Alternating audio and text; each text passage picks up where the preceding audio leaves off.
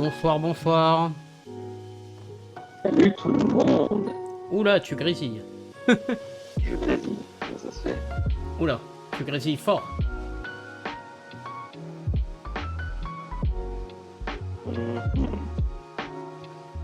C'est les aléas du direct. On a encore 40 secondes. On le fait encore? Non, c'est bon. Parfait. Ok. Alors, on va couper cette musique. On va lui dire ta gueule. Mettre-moi fort. Petit faux contact sur les câbles. Désolé, excusez-nous. Oh, on s'en fout du timer. Plus rapide que le timer. Les gars, comment ça va? Salut Damien. Comment tout le monde va bien? Salut Marco, salut tout le monde. Eh bah, comment ça va? Ah bah ça va, écoute. La reprise. La reprise. Putain, mais j'ai l'impression que c'était il y a une éternité, Calmont, là. C'était il y a combien de temps? Il y a une semaine pile.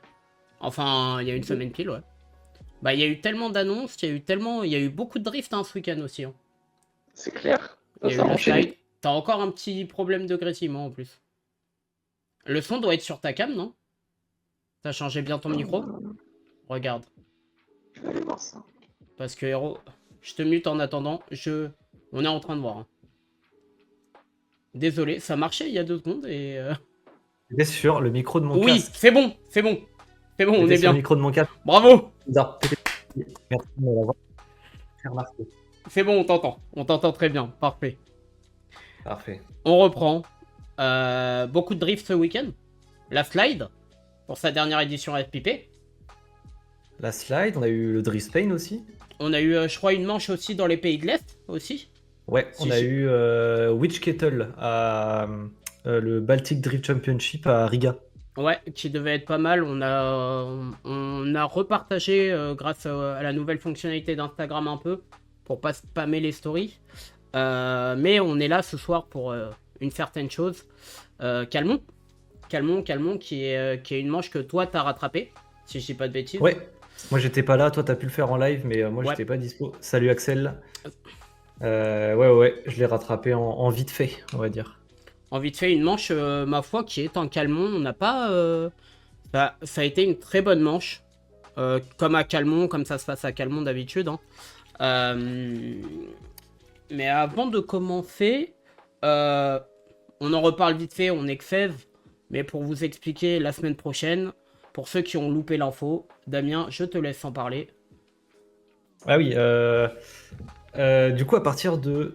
Je pars jeudi. À partir de jeudi, je serai en Pologne pour couvrir la finale du Drift Master. Voilà, donc... Bâtard, je vous t'as de ferai, la chance. Et oui, j'y vais tout seul malheureusement, mais du coup, ouais, je vous ferai partager ça via Drift Actu. Donc soyez au rendez-vous. Ça va D'ailleurs, être incroyable, surtout que je pense que t'en as déjà un peu parlé, mais les wildcards, la liste des wildcards est monstrueuse, je trouve. c'est hyper intéressant. Ouais. Il y en a pour tous les goûts. Moi, j'ai beaucoup hâte. Petit live Insta prévu sur place.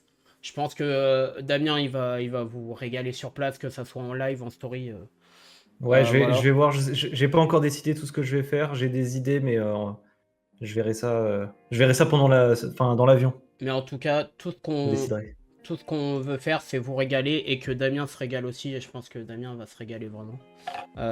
Surtout, il va enfin pouvoir rencontrer. Je crois que la boucle va être bouclée, quoi. Tu vas enfin pouvoir. Si ça se fait. Si ça se fait, tu vas enfin pouvoir rencontrer, pour toi, le plus grand pilote de drift au-dessus de James Dean. Ah, c'est petit. C'est petit. C'est vrai que je vais peut-être rencontrer Adam Elzy. Peut-être la photo. Hein. Et les gars, je pourrais pas prendre le chapeau dans l'avion. Ah putain, ça fait dommage. C'est trop gros. Bon, il y a Snow, il y a tout le monde qui arrive. Voilà, on a fait une petite intro.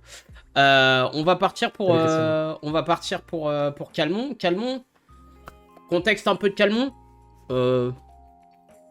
Manche qui est la 5e manche du championnat. Je te laisse un peu dire le contexte un peu qu'il y a eu. Généralement, Calmont, c'est la chaleur, le soleil, les coups de soleil. Bon, cette année, c'était un peu... Mais d'ailleurs, l'année dernière aussi, non? L'année dernière, il y avait eu de la pluie. On l'avait anticipé. C'est vrai, mais cette année, on n'avait rien dit, justement. Et qu'est-ce Cette année, on avait espéré qu'il n'y ait pas de pluie à Corentin-Noix, au final, il y en a eu quand même. Et qu'est-ce qui s'est passé, du coup?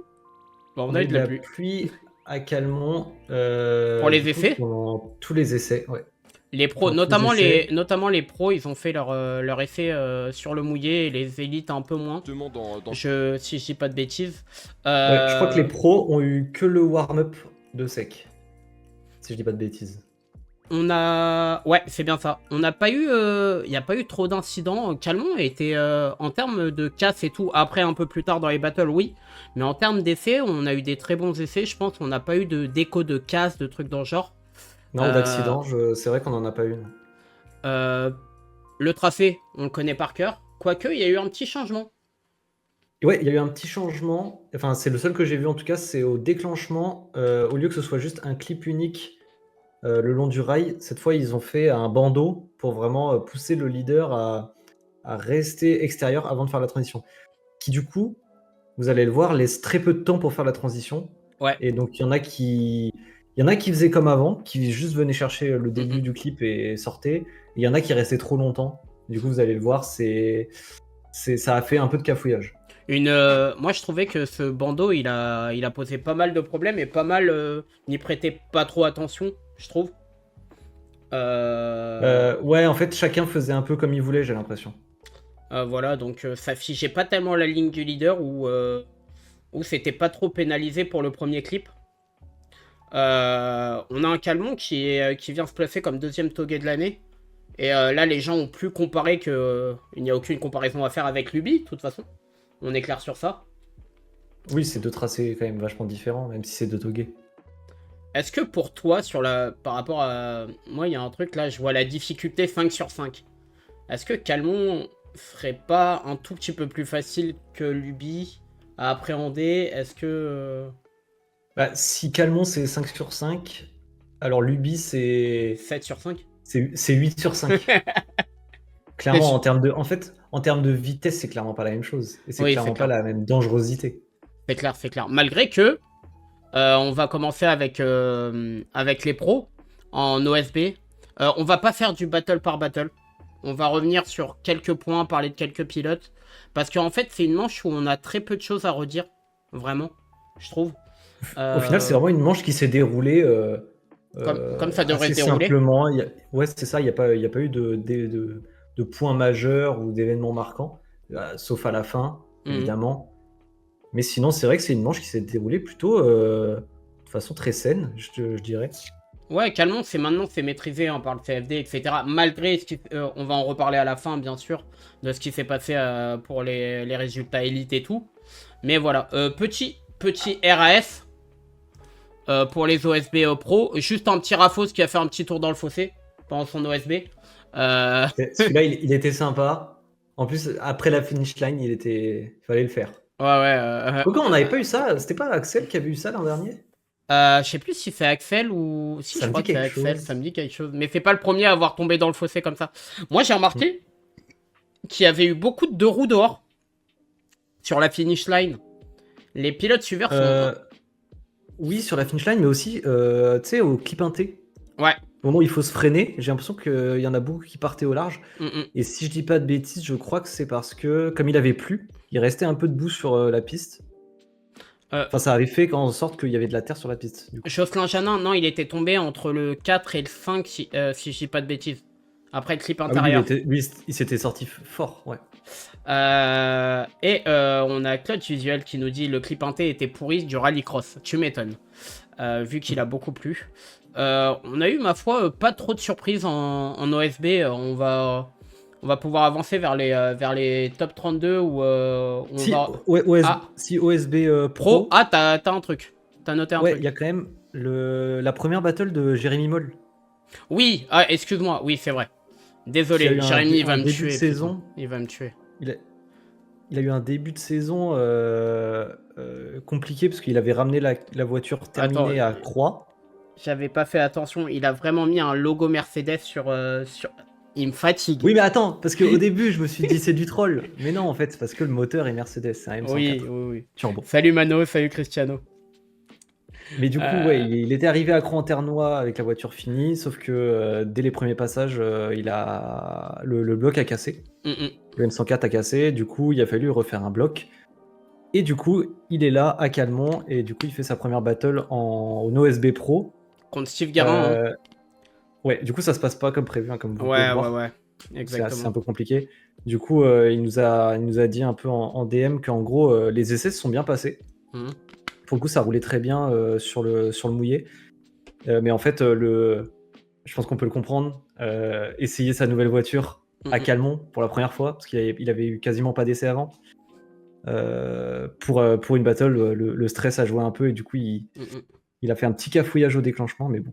Ouais, malheureusement, ça suffira pas contre Steve Guérin. Ouais, et puis du coup, derrière Steve, il joue une ligne assez safe pour assurer le coup. Donc voilà, hâte de voir la suite de cette voiture. Là, je pense qu'on a un peu rien vu, entre guillemets, par rapport au potentiel de la caisse. C'est clair. Donc hâte de voir la suite. À devoir la suivre, et Steve Guérin, le revenant, qui passe en top 32. Le top 32. Alors. Excusez-moi. Pourquoi j'ai pas noté? Je l'ai mal noté. On a eu un top 32 pro avec une petite... Comme vous voyez, on a le tableau. On a juste un gros choc quand même entre Medo et Elio Suras qui a été très avancé devant le CFD. Battle... Oui, parce que c'est les deux... Les deux premiers qui se battent pour la deuxième place, non? C'est les deux qui se battent pour la deuxième place, mais aussi pour le classement rookie et pour le 2JZ. Ils cherchent un peu sur les réseaux sociaux, etc. Le classement rookie, qu'on en reviendra plus tard. Donc c'était un vrai choc de titan. Surtout qu'avec un Medo qui a montré de très belles choses, et Elio qui est malchanceux avec la mécanique cette année. C'était à voir. On a eu on va dire qu'on a eu un semi-battle, dans le sens que Elio a fait un très bon chase face à Medo. C'était pas foufou. Mais Medo qui va se faire surprendre en chase, après on va voir juste après. Elio n'a pas si bien roulé que ça. Là ils sont tous les deux très à l'extérieur, ils font beaucoup d'erreurs sur le premier run. Je trouvais que non, mais après je trouvais que comme c'était un peu flou devant, je pense que Elio, par rapport au run, Elio l'a joué un peu, il a assuré le coup entre guillemets. En le suivant bien. Après, il met pas de roue dehors, contrairement. Et fait encore ce clipaté qui est totalement en rallycross. Il y en a plein qui se sont fait avoir. Brian Roman qui est là, Cristiano qui est là. Bonjour à tous les gars. Ça va, on a un petit peu de monde, on est 28 en lundi soir. Et sur le battle retour, en fait, erreur de débutant pour Medo. Hein. Parce que Medo va faire un très bon premier clip, il va beaucoup couper. Et il va s'enfermer tout seul, en fait. Il va couper. En fait, c'est dommage parce qu'il était bien dans la ligne du leader. Et puis, en fait, il a remis gaz et ça l'a emmené à l'intérieur du virage. Je pense qu'il a quand même plus de grip sur cette image que Elio. Du coup, il est projeté vers l'avant et après, il s'enferme parce qu'il n'arrive pas à freiner la voiture avant la transition. Et du coup, sa seule option, c'est le fossé. Le fossé, voilà, tout simplement. Il fait enfermer. On a vu beaucoup de pilotes s'enfermer sur ce clip-là aussi. Mais en tout cas, Elio qui a fait son run retour. Et Elio qui passe en top 16. Et qui élimine un compétiteur direct à la course au podium. Puisque Eric Gérard s'est bien envolé. Et il faut savoir, on a oublié de préciser, sur cette manche de Calmont, les deux pilotes leaders du championnat pouvaient être champions dès cette manche. Donc c'est un battle qui... Je pense qu'on aurait pu avoir un beau battle de la part des deux pilotes. Voilà, je pense. C'est comme ça. C'est comme ça. Et puis voilà. C'était le seul battle un peu à retenir sur ce top 32. On va revenir vite. Moi j'ai noté quelques trucs. Dis-moi. J'ai noté, il y a eu un contact entre Samia Ourag et Étienne Moustache. Ouais. Étienne qui arrive un peu en backward au clip inté. Du coup, ouais, Étienne qui enchaîne les mauvaises, enfin les contre-performances. Saison d'apprentissage très dur en pro pour Étienne. Ouais, saison compliquée pour Étienne. Saison compliquée, malgré que la voiture, en fait, c'était grave encourageant à Vesoul. Et pendant tous les essais qu'on a vus sur Etienne, mais il n'arrive pas à transformer l'effet pendant les battles, quoi. Qu'est-ce que tu as noté d'autre? J'ai noté Protasov, tu sais, il est arrivé avec une nouvelle voiture à cette manche. Ah ouais? Ah oui, j'ai même pas tilté, excuse-moi. Il a laissé la E36 blanche 200 chevaux, même pas. Je sais plus combien il avait, je crois 190 chevaux. 192. Ouais. Et du coup, il avait sur cette manche une E46. Attention à Gleb Al-Sharad. Bah du coup, ouais, 250 chevaux. Merci Mano. Ouais. En gros, là, il est arrivé avec une E46 de JZ, si je dis pas de Là. bêtises. Qui a des jantes immondes, mais bon, ça c'est mon avis. Est-ce qu'il a acheté une autre voiture en cours? Et d'ailleurs, il y a un non-battle? Quasiment. Bah, il y a un non-battle parce qu'il y a problème. Ouais, bah ouais. Problème. Je sais pas parce que derrière il déclenche quand même, hein, mais bon. Et devant, on a un Tifferant qui roule de mieux en mieux. Ah, E46, 2 JZ, 700 chevaux, pont H et 2 JZ. Bah, du coup, je me demandais, parce que du coup, on a du mal à se rendre compte du potentiel de la caisse, vu que là, ça a pas l'air d'être ouf. Ça 3 rentre pas en prise de 1. Ah, ok. Ah, d'accord, ok. Mais du coup, ouais, bah, le fait qu'on ait vu que ce run-là, nous, on n'a pas vu les essais. Ouais. Du coup, c'est dur de se rendre compte du potentiel de la caisse. Et là, tu me dis attention à Sharad, sachant que Sharad, c'est un, gros circuit. Excuse-moi, Esno qui prend son 17e mois d'abonnement, merci à toi. Bien sûr, on a toujours... On a un nouveau sub goal actif, vous pouvez le voir. Sans sub, la buzzcut pour Damien et pour moi. Non, pas pour moi. Il s'est mis tout seul.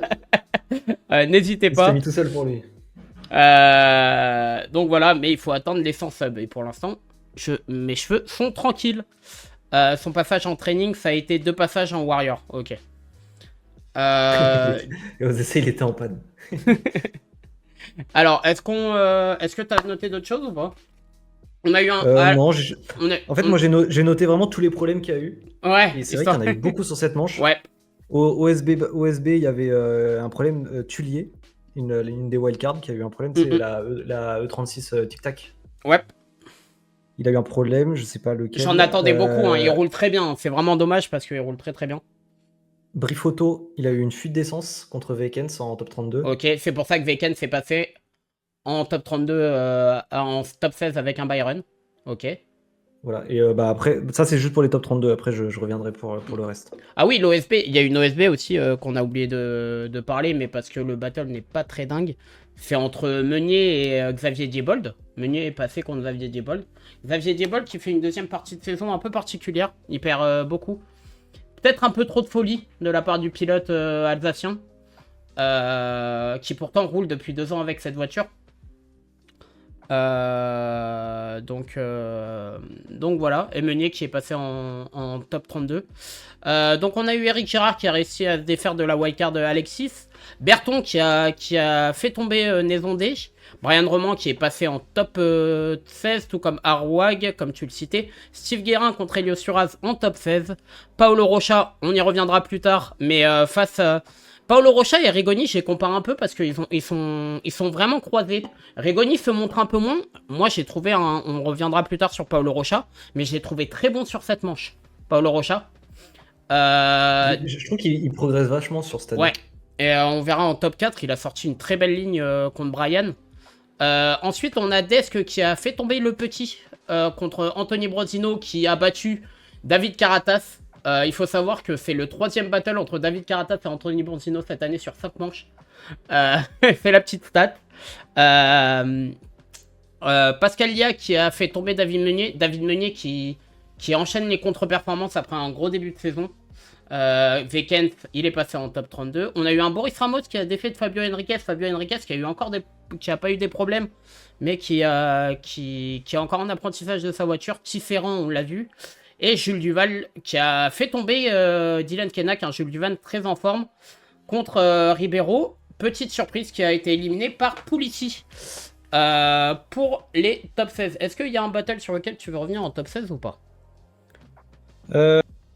On a eu 2 performances de wildcard sur cette manche. On a Desk qui arrivait jusqu'en top 16 Mhm. et Pulisic qui arrivait jusqu'en top 16. Je trouvais que c'était important de Oui. les marquer parce que bah, c'est quand même pas mal, sachant que top 16, ça fait quoi? Ça fait 2 battles gagnés, OSB Mhm. plus top 32. C'est, Je trouve ça cool de le notifier. Qu'est-ce que j'ai noté? Évidemment, bah, il faut bah, qu'on en parle. vous le voyez à l'écran. La chute, Des 700-730 la première chevaux ici, chute à Calmont. de Eric Girard. La cette année. première défaite de Eric Girard cette année en... Je sais pas combien il y a de battles par manche, parce qu'il y a des Byron. Mais en vingtaine de battles, peut-être. Peut-être facile. Embrayage pour Fabio. Ouais, Fabio qui a eu encore des problèmes. C'est fou, ça c'est quoi, Et surtout, bah... Et moi, le joint de Dumvolf qui s'est barré. Ah, Je savais même pas que t'avais eu un problème méca, Cristiano. surtout, ce qui est marrant, c'est que c'est Benoît Berton qui a fait tomber Eric Girard. Alors que Berton avait été battu par Eric Girard, je crois, 2 fois cette année, 2 ou 3 fois. Un vrai némésis pour Berton. Berton, il aime bien Calmont. Tu te rappelles quand on était à Calmont, c'est celui qui, à chaque fois, qui a arraché la barrière. Non, mais oui. Et il est très agressif, il est vraiment très agressif dans son pilotage. Premier battle, quand même, où Benoît Berton se fait piocher entre le premier et le deuxième clip au déclenchement. Il prend beaucoup d'angles au déclenchement, ce qui fait que voilà. Mais Eric Girard va faire une faute inhabituelle par rapport à ce qu'il a fait cette année. Inhabituel pour lui, mais au final, on voit qu'il y en a beaucoup qui ont fait cette erreur-là. Ouais. C'est que, pareil, au clip inté, ça sort trop large. Oui, bah oui. Il me semble que c'est ça. Hein. Si je dis pas de bêtises.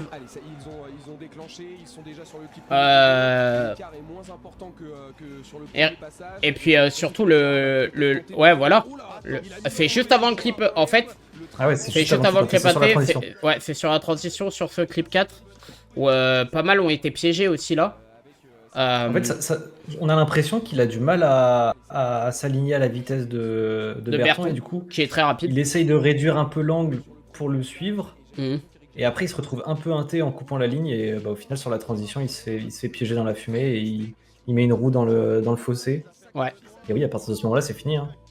Et donc, Benoît Berton, qui va passer en top 16. À ce niveau de la compétition, Eric Girard n'était pas sûr d'être champion. Il avait beaucoup de points d'avance. Mais Elio Suras devait gagner la manche pour espérer ne pas donner le titre à Eric Girard. Salut Speed Specialities.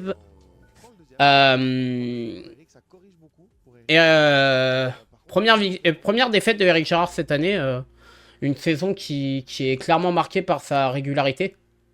Mais, je pense qu'il va être assez deg parce que je pense qu'il l'espérait la saison le perfect. Le perfect, ouais. Je pense qu'il était un peu déçu.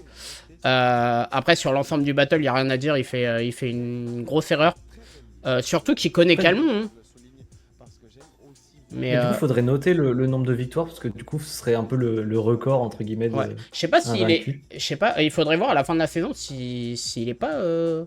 S'il n'a pas le nombre de victoires, peut-être que le CFDC ou le staff du CFDC, le nombre de victoires en battle sur une saison, tu vois. Je pense qu'il a fait Je pense que Eric Girard, il a fait tomber des records cette année. Hein. Mais belle saison de sa part. Ensuite, on parlait d'Elio. Il va se passer quelque chose pour Elio, malheureusement. Je recherche juste le battle. Elio qui pouvait espérer qu'il y avait totalement le champ libre pour empêcher Eric Girard. On sait qu'ils font un petit duel à distance. Elio qui a très mal commencé la saison. Mais encore une fois, il va être piégé par sa mécanique. Je sais pas ce que c'était d'ailleurs. Est-ce que c'est pas... C'est la boîte. Il a été chez Orochi. C'est la boîte. C'est la boîte. Parce qu'il a été chez Orochi après. Ouais, ils ont démonté la boîte. Donc. Ça m'a vraiment attristé pour Elio parce que il a perdu contre Steve Guérin. Surtout sur une battle qui était un peu la revanche. Justement, je crois que Steve Guérin l'avait fait sortir. Mais il a perdu malheureusement. Après, il a pas fini son run Chave.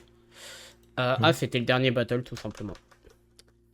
Elio, vraiment qui a pas de chance cette année quoi.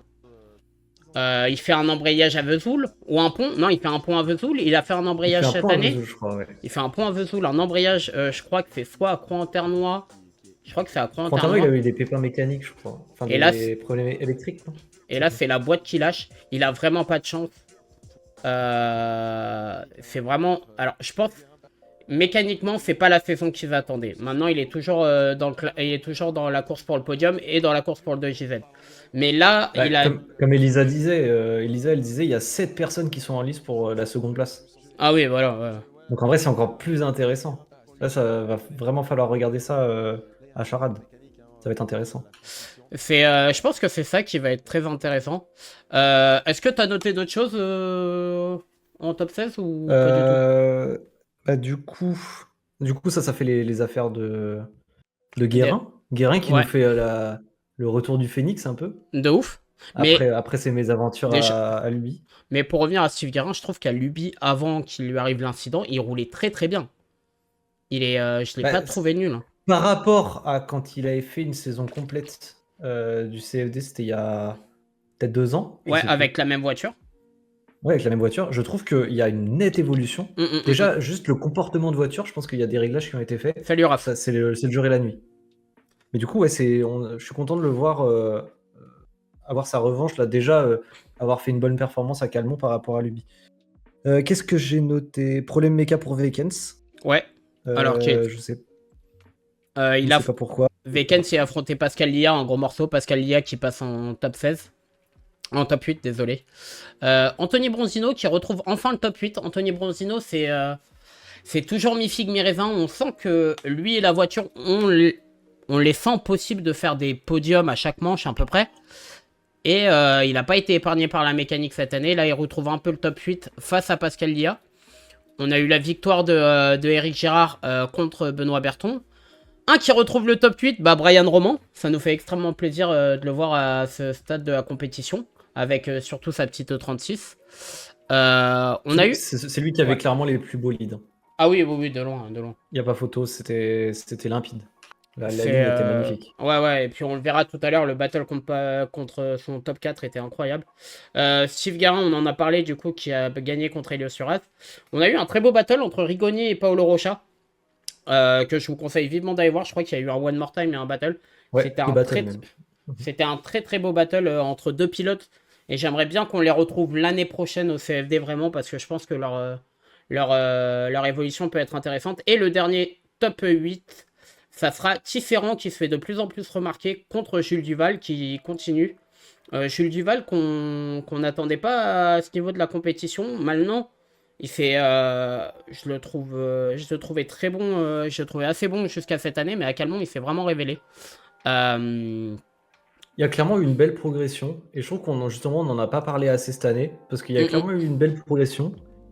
Et pourtant, sa voiture est assez remarquable, si je peux dire. Ouais, Que ce soit la couleur ou même, en fait, le gabarit de la caisse, c'est impressionnant. Mais du coup, ouais, j'ai l'impression qu'il passe un peu sous tous les radars, mais au final, ouais, ça roulait vachement bien ce week-end. bah, il revient un peu de loin parce que lui, il avait fait quelques saisons aussi au CFD et c'était pas fameux quoi. En fait, les pros là, la catégorie pro cette année, ça a été vraiment aussi l'année des revenants ou des pilotes bah, qui ont pas tellement performé les années d'avant. Bah là, on a un Steve Guerin, on a Jules Duval et tout. Et justement, moi pour le top 8, il y a une battle que je voulais voir parce que je voulais parler de Paolo Rocha. Je suis pas chauvin, mais en fait, sur ce battle là, Pas du tout. il m'a beaucoup étonné. Ça va, je suis pas perroté avec Stoically. Hein, Mika. On a eu un Paolo Rocha qui a sorti un putain de lead et un putain de chase sur ce battle contre Guerin. Une 46 on en a parlé pendant d'autres débriefs, qui a l'air très saine. Qui a pas l'air d'avoir trop de chevaux, qui a l'air bien réglé. Lui aussi, je crois qu'il n'a pas été épargné par les pépins mécaniques cette année. Oui, je crois que sur les premières manches. Mais là, sa voiture, ça a l'air de rouler. C'est un pilote qui est en train de montrer en France, comme au Portugal, de très belles choses. Et là, ça fait 2 fois qu'il finit dans le top 4 du CFD. Moi, j'aimerais beaucoup le revoir l'année prochaine. Bon, il reste encore Charade, mais ça sera moins avantageux peut-être pour sa voiture. Après, je crois pas qu'elle est pas trop puissante. Elle doit être dans les 600 chevaux, hein, si je dis pas de bêtises. Bah, Peut-être que Mano peut nous Moi, dire. j'allais dire autrement, justement, je trouvais que la caisse commençait à se comporter vraiment comme une caisse d'élite. Et Ok. est-ce que je trouverais ça vraiment intéressant de le voir en pro l'année prochaine? Je sais pas. Après, Parce est-ce qu'au que... final, tu vois, quand il est Audrey Spain, Hmm. Audrey Spain, il est avec les pros, donc c'est-à-dire Ouais, l'équivalent du Elite. ouais, ouais, d'accord. Après, là, sur cette battle-là, il a un lead de fou, quoi. Euh, Et même son chase va être très beau face à Steve Guérin. Il va éliminer un gros morceau quand même qui est Steve Guérin. Steve Guérin qui va être beaucoup moins propre sur la ligne. Mais en tout cas, énormément de plaisir de retrouver Steve Guérin après ce qui lui est arrivé. La caisse a été remontée en moins d'un mois. Lui allait très bien, il a commencé à poster sur le réseau et tout. Donc ça fait très plaisir de voir que l'incident l'a pas impacté Oui, parce directement que et du que coup, c'est je déjà... crois il avait organisé une cagnotte. Du coup, moi, je pensais C'est que son c'était équipe qui avait compliqué. organisé une cagnotte, ouais. Je pensais que ça allait être compliqué, mais non, du coup, de le revoir en wildcard, là, c'était cool. Attends, c'est en wildcard ou il est. Il était en Oui, c'est wildcard. Il était en wildcard. Ouais, c'est ça. Donc bravo à Steve Guérin pour son top 8 et Paolo Rocha qui avance vers le top 4. Est-ce que tu as une autre battle ou tu as noté autre chose pour être top 8? Non, non, non, non. RAS. On reviendra après pour le battle entre Brian Roman et Tifferant qui a perdu, je crois, sur une panne mécanique aussi. Il a pas fait son run contre Jules Duval. Jules Duval qui finit en Byron. Donc ce qui nous donne en top 4 Brian Roman qui fait des faits qui sera contre Paolo Rocha, contre Jules Duval et Pascal Lia. Finalement, est-ce que c'est pas un top 4? C'est un top 4 logique, hein. Moi j'ai trouvé que ce top 4 était assez logique. Jules Duval qui a montré de très belles choses, Paolo Rocha aussi, Brian qui a été vraiment maître sur la manche, et un Pascal Lia qui retrouve le top 4 et qu'on attend toujours à ce niveau-là. À savoir que Ouais. c'est à partir du top 4 que a été confirmée la victoire au championnat De Eric Girard. de Eric Girard. Parce que je crois que c'est tous les potentiels poursuivants au titre ont été éliminés. Du coup, Eric Girard, champion de France des pros 2025. Avec 4 victoires. Avec 4 victoires quand même. En fait, c'est vrai que... Une seule défaite en battle. C'est ça, une seule défaite sur battle cette saison. Je veux bien croire qu'il y en a... J'ai vu beaucoup de messages sur le système des one-shot battle, l'avantage parce qu'il faisait beaucoup de Byron en top 32 et tout. Je veux bien le croire. Maintenant, il a quand même 4 victoires à son actif cette année. C'est plus que Jason Baney l'année d'avant. C'est plus que la plupart des pros champions la saison d'année d'avant. Et c'est pareil pour Kevin. De toute façon, même si on enlève tous les Byron, il en a quand même gagné énormément des battles. Ouais, c'est ça. Après, moi justement, par rapport au one-shot battle, autre chose, c'est que, et surtout, je trouve que le problème est beaucoup plus visible en pro. Le fait qu'il n'y ait plus de qualif, ça incite plus les pilotes à soigner leur ligne lead, j'ai trouvé. Parce que, quand on regarde beaucoup de battles, il y a beaucoup de cafouillage en chase, mais aussi parce que le lead est souvent pas bon. Ouais, et je trouve que le fait de demander des qualifs, ça oblige en fait les pilotes à vraiment s'appliquer sur la ligne, ce que j'ai l'impression qu'ils font notamment, moins depuis qu'il y a les one-shot battle. C'est vrai, moi s'il y a un truc indéniable que je trouve sur la saison, c'est qu'il y a beaucoup moins de belles battles, tu vois. C'est vrai qu'il y a moins de belles battles et c'est vrai que t'as raison et t'avantages ça. Et c'est peut-être aussi la faute, c'est peut-être le système des OSB qui fait ça mais c'est un très beau raisonnement. Je sais pas ce que vous en pensez dans le chat. Mais pendant qu'on voit... on n'a jamais eu les deux catégories séparées avec des qualifs. Du coup, on peut pas vraiment savoir ce que ça aurait donné. Bah si, l'année dernière. L'année dernière, Ouais. Ah bah oui, c'est vrai. Du coup, ouais.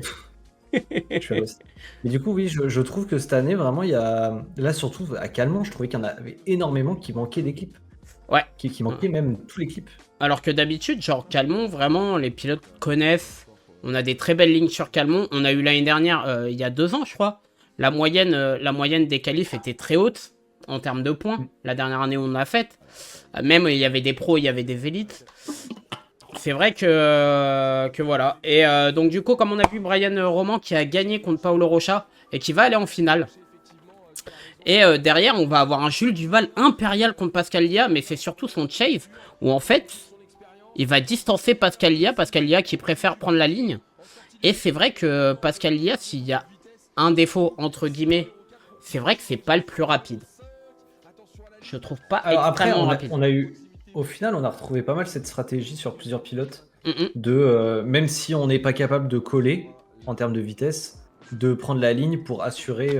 Il y en a un qui fait beaucoup ça, c'est Ramos, parce que Ramos justement, il sait qu'il a un déficit de motricité, Ouais. et du coup, on voit que derrière, il s'applique à avoir la ligne souvent encore mieux.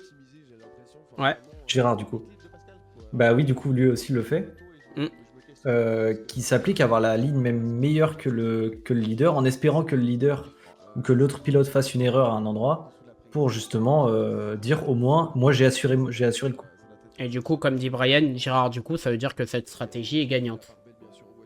Bah, du coup, c'est à double tranchant, parce que forcément, c'est pas la plus belle stratégie. Après, tu vois, C'est pas celle où il y aura du spectacle. En élite, c'est mais... pas la meilleure stratégie, mais en pro, où il y a beaucoup d'erreurs.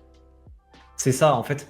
Ça joue là-dessus, c'est qu'en pro, il y a beaucoup d'erreurs, donc c'est pas la plus belle stratégie, parce que ça offre pas le plus de spectacle pour les spectateurs. Mais bah, c'est à double tranchant, parce que si ton adversaire fait pas d'erreur et qu'il te met une pilule, bah, tu peux rien faire. Le lead de Jules Duval sur ce passage est très très beau. C'est pour ça que les leads sont toujours très importants. Toujours. Et d'ailleurs, on reviendra aussi, ça a été très notifié, sur les jugements. On a eu beaucoup de jugements qui fait juger sur des leads où Nuno disait bien, s'il n'y a pas de bon chase, s'il n'y a pas de bon lead, il n'y a pas un bon chase. Et voilà. Donc on a eu une finale entre Jules Duval et Brian qui est très logique. Voilà. Brian, on l'attendait enfin à ce niveau-là. Ça fait très plaisir de voir là. C'est vrai qu'il a pas une saison facile aussi. C'était pas sa voiture, c'est plus sa voiture. Il a dû s'adapter à différentes voitures, 2 voitures exactement. Finalement, c'est un petit peu une revanche pour Brian. Bah, de toute façon, il y a eu une grosse question en cours de saison. On en avait parlé avec lui. Est-ce que ça valait le coup de continuer, etc. Est-ce que c'était, enfin, en fait, le reste de la saison était un peu bonus. Et du coup, là, ça fait plaisir de le voir raccrocher un podium. Et en fait, ça promet beaucoup de choses pour l'année prochaine, Brian, et qui pourra enfiler un des rôles d'un des favoris l'année prochaine en pro. Bah, on l'attendra. On a surtout hâte de voir la voiture, la nouvelle. Ouais. On espère. Pour avoir parlé un peu avec eux, ils espèrent que la voiture soit finie avant 2026. Avant, voilà. On sait que Pépé travaille dessus actuellement, Pépinox, etc. Donc, Brian nous dit novembre, Inch'Allah. On verra. On va pas revenir vraiment sur la finale parce qu'il n'y en a pas eu. Il y a eu une petite finale gagnée par Pascal Lia contre Paolo Rocha.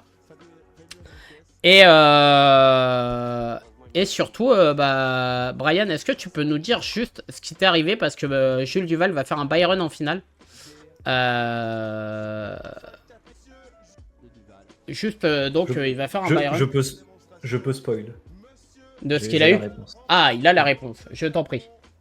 C'est une tulipe de pont, mais du coup, il dira. Ah, d'accord. C'est une tulipe de pont. Enfin, c'est ce qu'il a dit, je crois. Voilà, ça. Ouais, tulipe de pont droite. Et voilà. Et ce qui l'empêche d'avoir une finale. On aurait bien voulu voir cette finale. Je pense que ça aurait été une belle finale entre les deux. Félicitations à Brian. Jules Duval. Bah, victoire un peu surprise. On l'attendait pas. On va être honnête. On l'attendait pas. Oui, et puis surtout, c'est cool de voir un châssis exotique, pas compétitif au premier abord, exotique, avec un moteur exotique.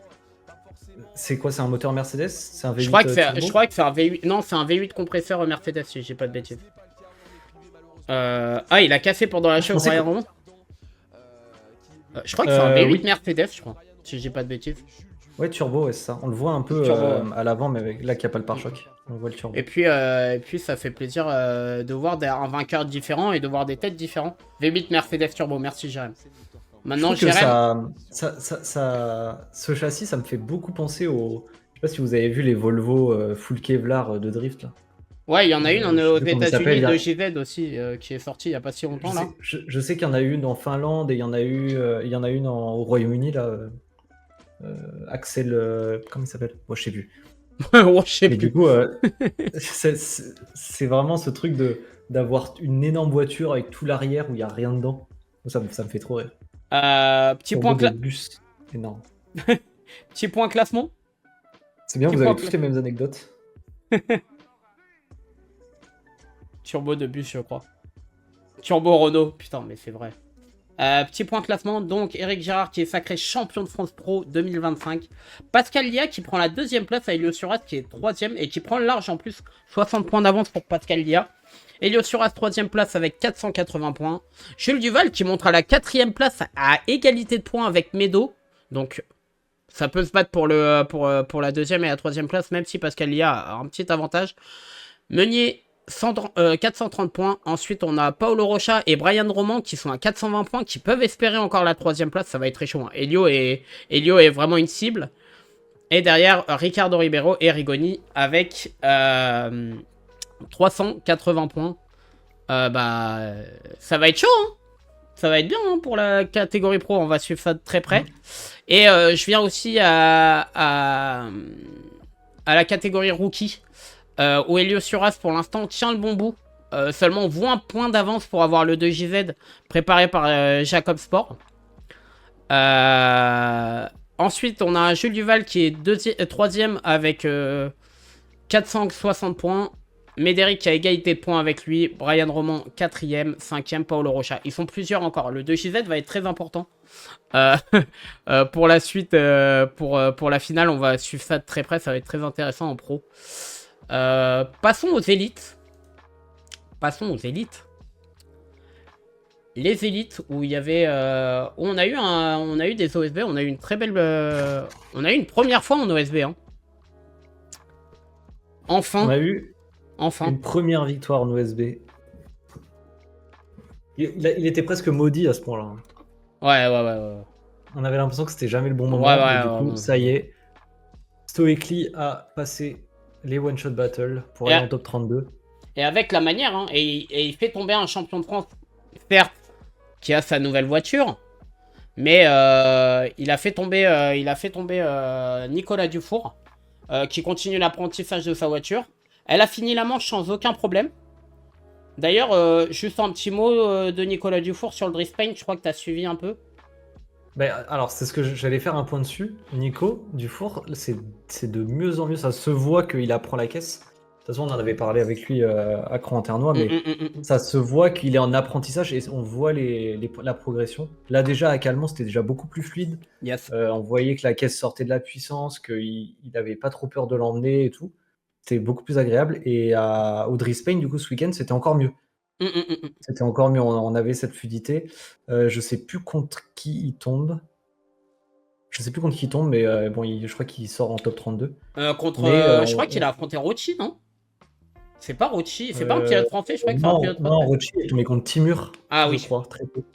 Attends, quoique, non, je suis en train de me... Non, je crois qu'il est tombé contre Rocci. Il est rentré en top 32 ou top 16 je sais top 16, je crois que c'était Rocci Timur en top 16. Bon, bref. Passons. Mais c'est nettement mieux et on voit la progression sur la voiture de Nicolas Dufour. Je pense que le pilote, le champion de France 2018, il va passer son hiver à la rouler.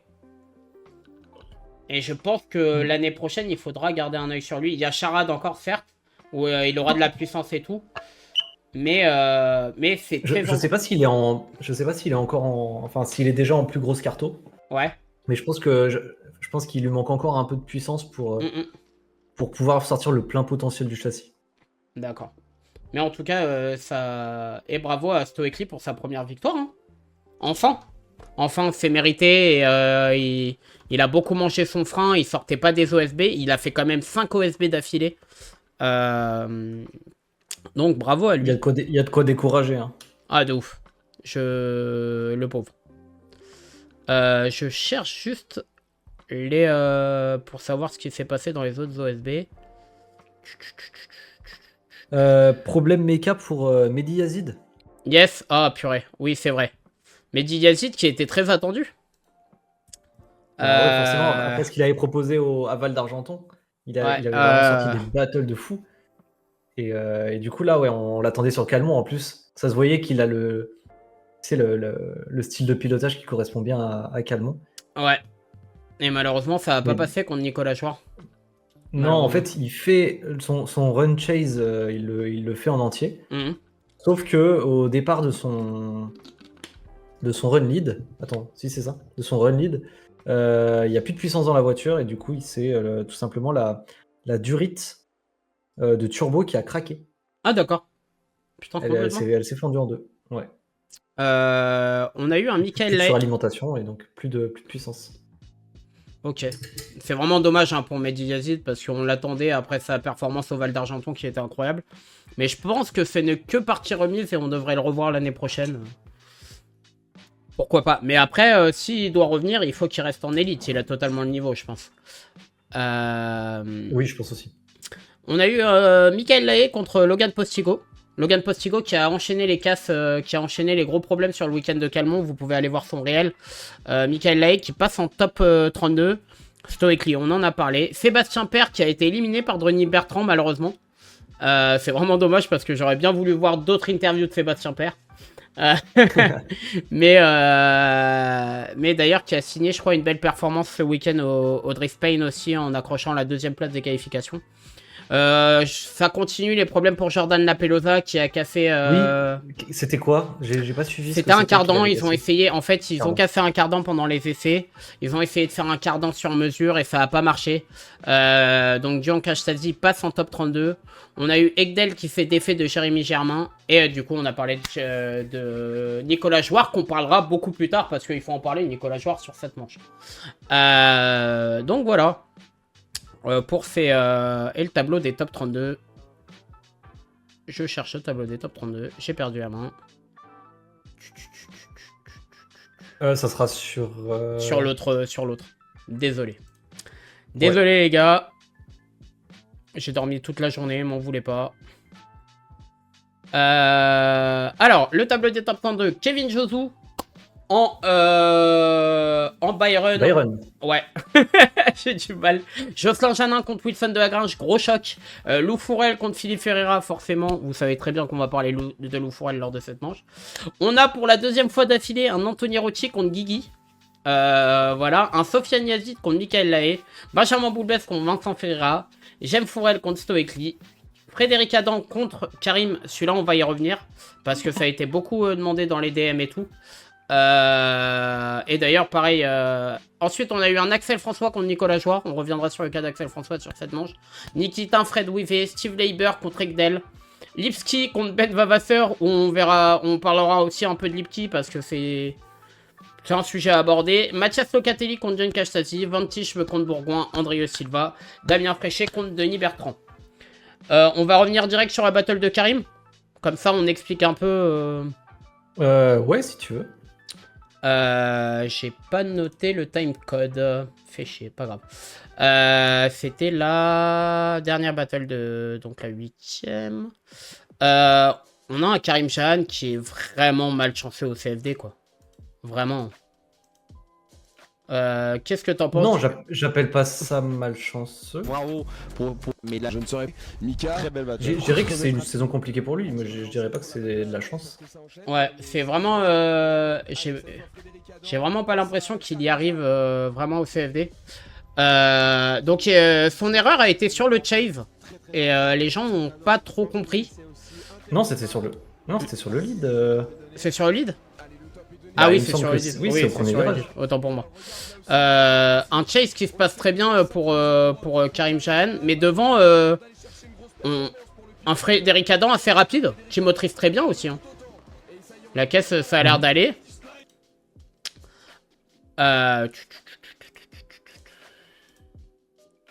Ouais, c'est sur le battle retour, autant pour moi. Et ça va être... En fait, moi, ce qui m'étonne, c'est que ça a été un des premiers jugements où le lead a été vraiment sanctionné. Ça fait longtemps que c'était pas arrivé au CFD, où c'est très rare. Mais parce que, en fait... Donc, qu'est-ce qui s'est passé? Là, on regarde. Il y a eu un spin de Adam juste après la transition au deuxième clip. Ouais. Du coup, ce que les juges ont regardé, c'est est-ce que c'est causé par une erreur de leader ou est-ce que c'est une erreur tout simplement de Adam qui spin tout seul? Et en fait, on le voit depuis qu'il y a eu l'ajout de ce bandeau au premier clip, ça laisse très peu de temps pour faire la transition du bandeau 1 au bandeau 2. Yes. Et donc, il faut pas traîner une fois une fois sorti du bandeau 1 à faire sa transition. Et en fait, on le voit sur la vue drone. Tu pourras la mettre, la vue, c'est vraiment de loin. Je crois qu'il la montre après. Faire pause juste avant que Karim fasse sa transition. En fait, on voit qu'il est déjà quasiment 2 mètres après le bandeau. Ouais. Ce qui fait qu'en fait, au moment où Karim fait sa transition, du coup, c'est trop tard, entre guillemets. Et du coup, Adam, quand il fait sa transition, il doit planter les freins pour laisser de l'espace. Et donc, c'est très bien jugé de la part de... Du coup, moi, je trouve que oui, c'est un bon jugement. Mais même sur le battle, sans le battle, pendant le battle, ils ont mis la vue drone du haut et on voit clairement que Karim transitionne beaucoup trop tard. Et du coup, et le fait qu'il arrive, le fait qu'il fasse sa transition tard, ça fait que quand il est au deuxième clip, il est quasiment à l'arrêt. Et bon, alors ça va parce qu'il a de la puissance et il sait gérer ça, Karim. Du coup, il arrive à repartir.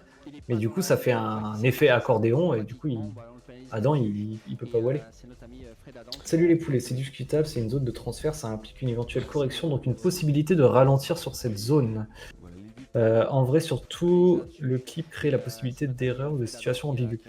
Mais du coup, cette zone, elle est faite pour figer la ligne, pour dire, une fois qu'on est plus dans la zone, on est censé faire sa transition, là où Karim a attendu encore 2 mètres avant de la faire. Et donc, c'est une victoire de Frédéric Adam.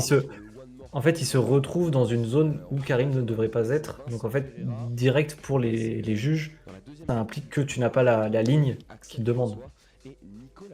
Et donc ça revient, et donc le leader qui a été sanctionné par rapport au suiveur, et ça a été très bien jugé. Et c'est vrai que moi, quand j'ai vu le truc, j'ai pas trouvé flagrante, mais en le revoyant bien, et avec l'explication de Damien, c'est un très bon jugement de la part de Nono et des juges sur place.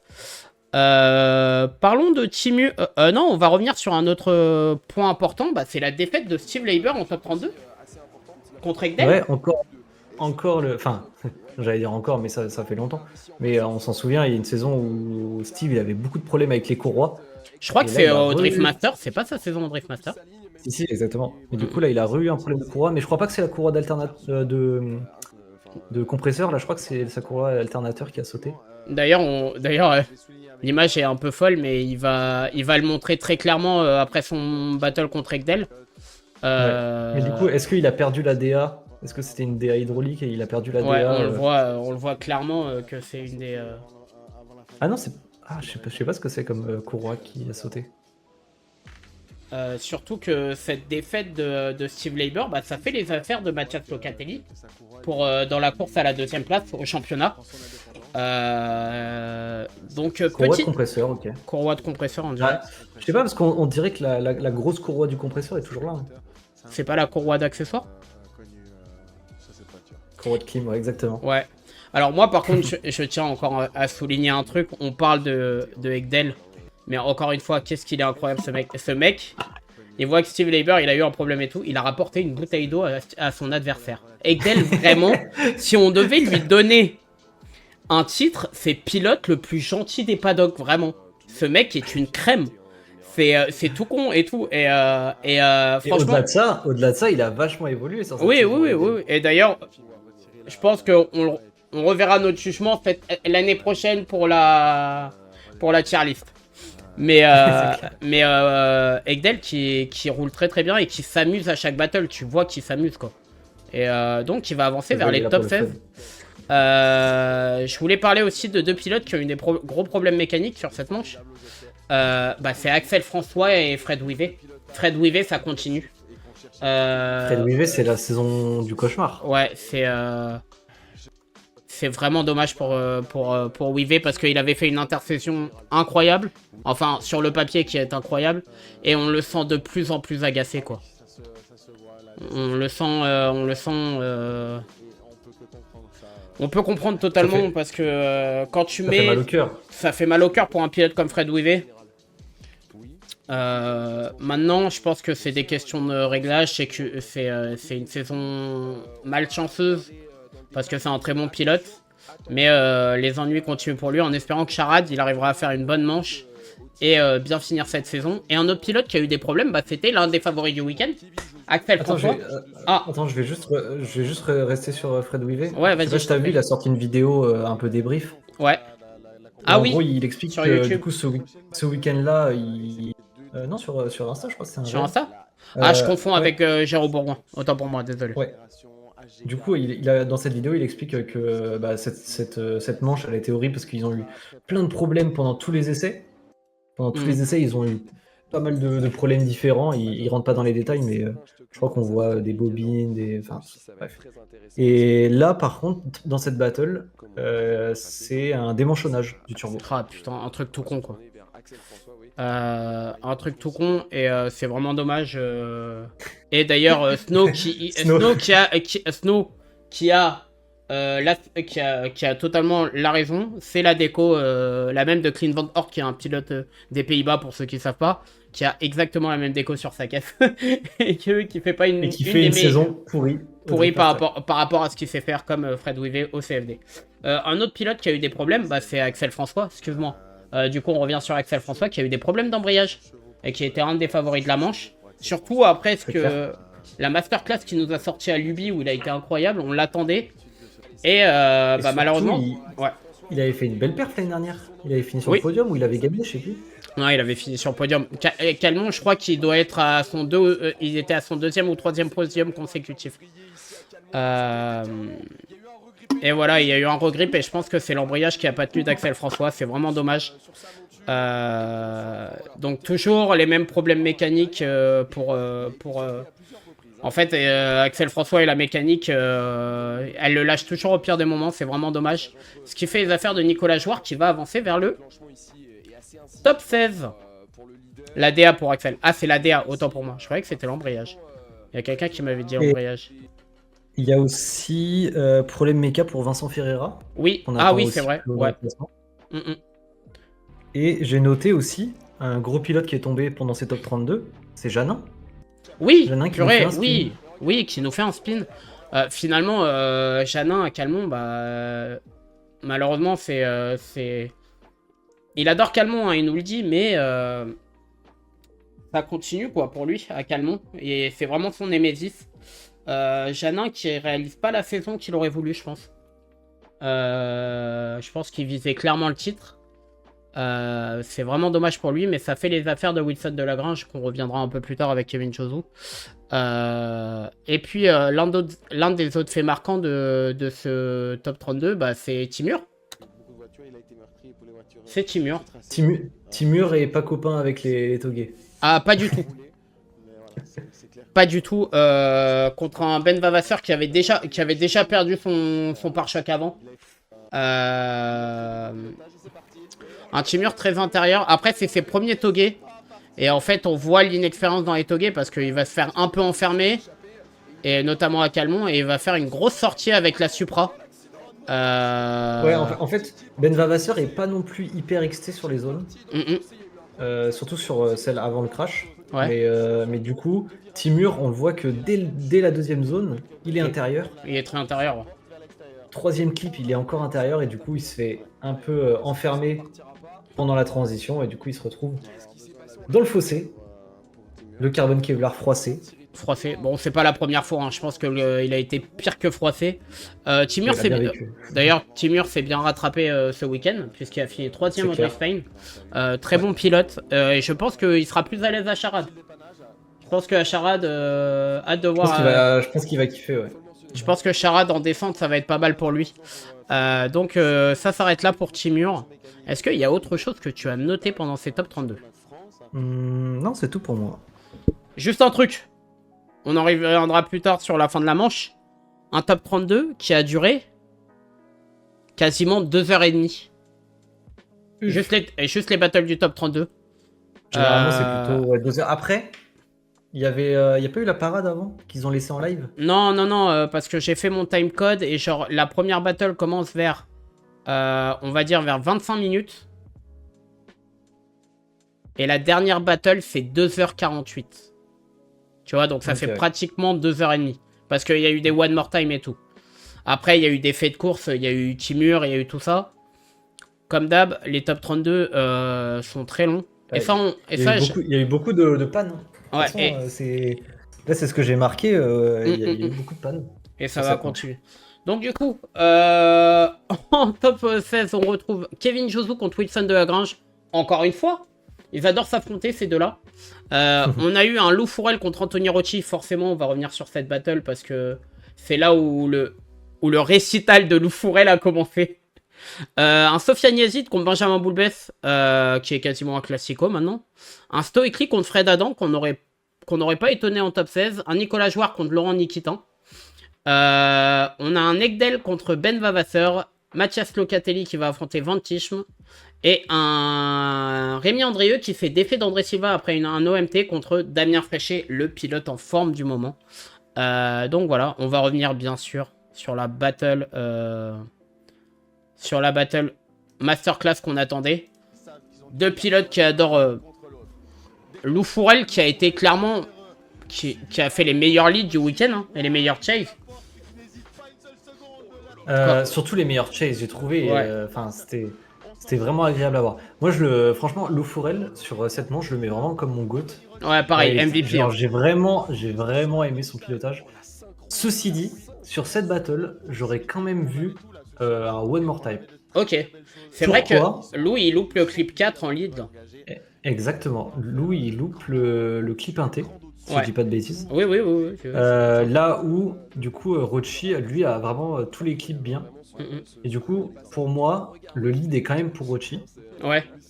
Et sur la première battle. En fait, je me dis, en manquant un clip, Lou, il... Bon, alors en vrai, c'est un endroit où justement Rothschild aurait pu gagner de la proximité, mais quand même, ça reste quand même une erreur. Donc pour moi, il y aurait eu de la place pour faire un One More Time ici. Mais regarde, je crois que je sais pourquoi Lou et Anthony Rocci en chase est très antérieur là. Ah, je sais pas si ils l'ont jugé là-dessus. Une ou deux roues. Hein. Je me rappelle plus du tout s'ils l'ont jugé là-dessus. C'est très. Ça serait pas la première fois qu'il serait très sur les roues intérieures et tout. Qui ferait très. Le problème, c'est que j'ai l'impression. Alors, du coup, il me faudrait l'avis des pilotes pour en être sûr. Mais j'ai l'impression qu'à la fin du run, si le leader se remet intérieur, bah, t'as vite fait de soit lui rentrer dedans, soit te mettre dans le fossé pour l'éviter. Ouais, c'est ça. Ouais. J'ai l'impression qu'il y a beaucoup de pilotes qui, justement, laissaient pas la place aux suiveurs après la ligne d'arrivée. Et c'est vrai que c'est pour ça qu'il y en a beaucoup qui ont fait des deux roues derrière. Mais c'est surtout le battle retour qui est incroyable quoi, entre Anthony Rocci et un Lou Fourel qui est clairement dans la porte d'Anthony Rocci. Ils se connaissent par cœur tous les deux, donc oui, il lui fait confiance. Mais quel lead de Rocci. Et derrière, bah, Nono n'a pas arrêté de le rappeler tout le week-end. Quel chase aussi. Quand t'as un bon lead, t'as un bon chase aussi. Et là, il n'y a rien à dire sur les deux. C'est incroyable. Et Anthony Rocci qui laisse vraiment la place pour le chase et tout. Genre... Lou qui a été incroyable sur ce battle. Est-ce que tu veux entendre l'avis des juges peut-être? Tu peux le mettre. On peut le mettre. On va écouter ça. Mais en tout cas, bravo à ces deux pour cette super belle battle.